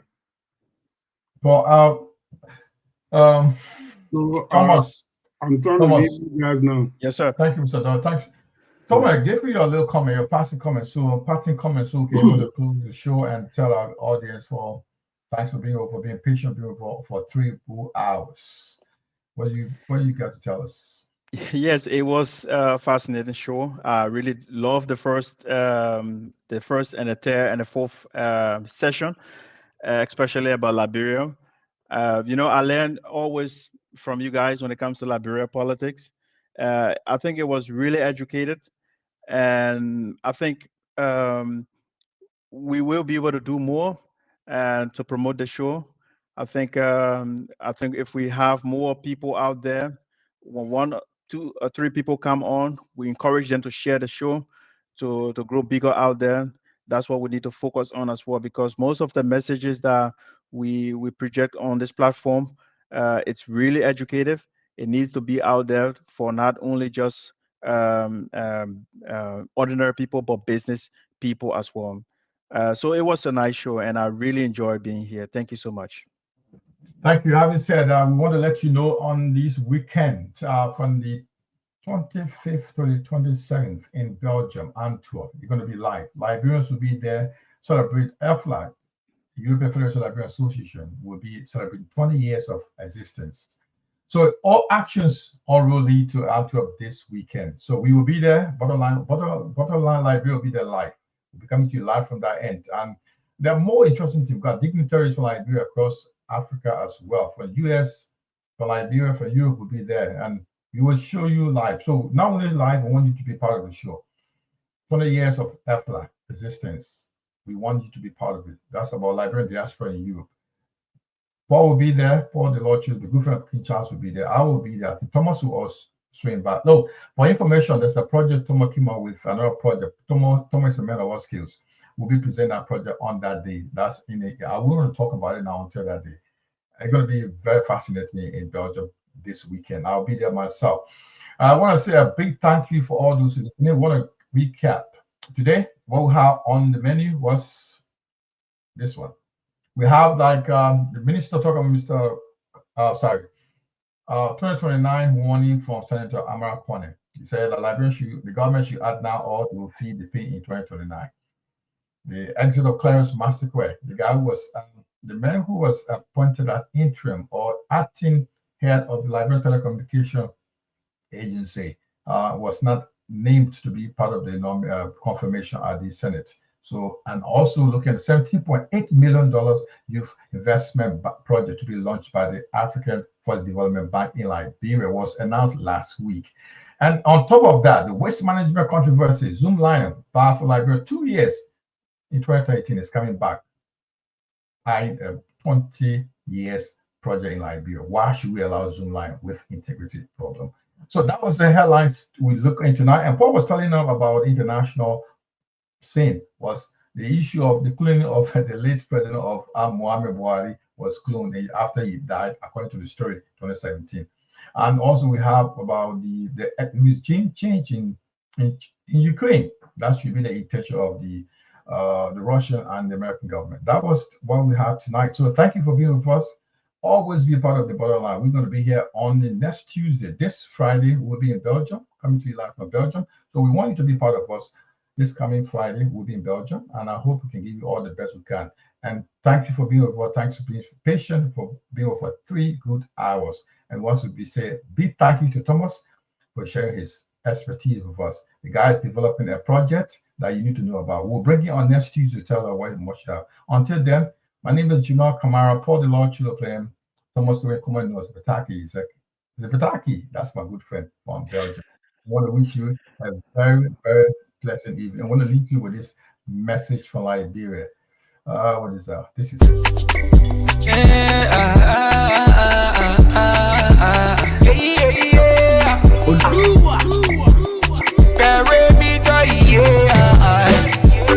What we want to do to please you? Yeah, we get people around. Oh, they acting that they let you when you show up. I saw you turn your body and it showed up. You buy your Lego, hey, attend them. People buy you Lego, hey, attend them. If you can post your man, hey, attend them. Baby, you post your man, hey, attend them. If you want ever go ever to your family, don't bring that nonsense to somebody. If you want ever go ever to your family, don't bring that nonsense to somebody. This is the Bottom Line Liberia. Join us on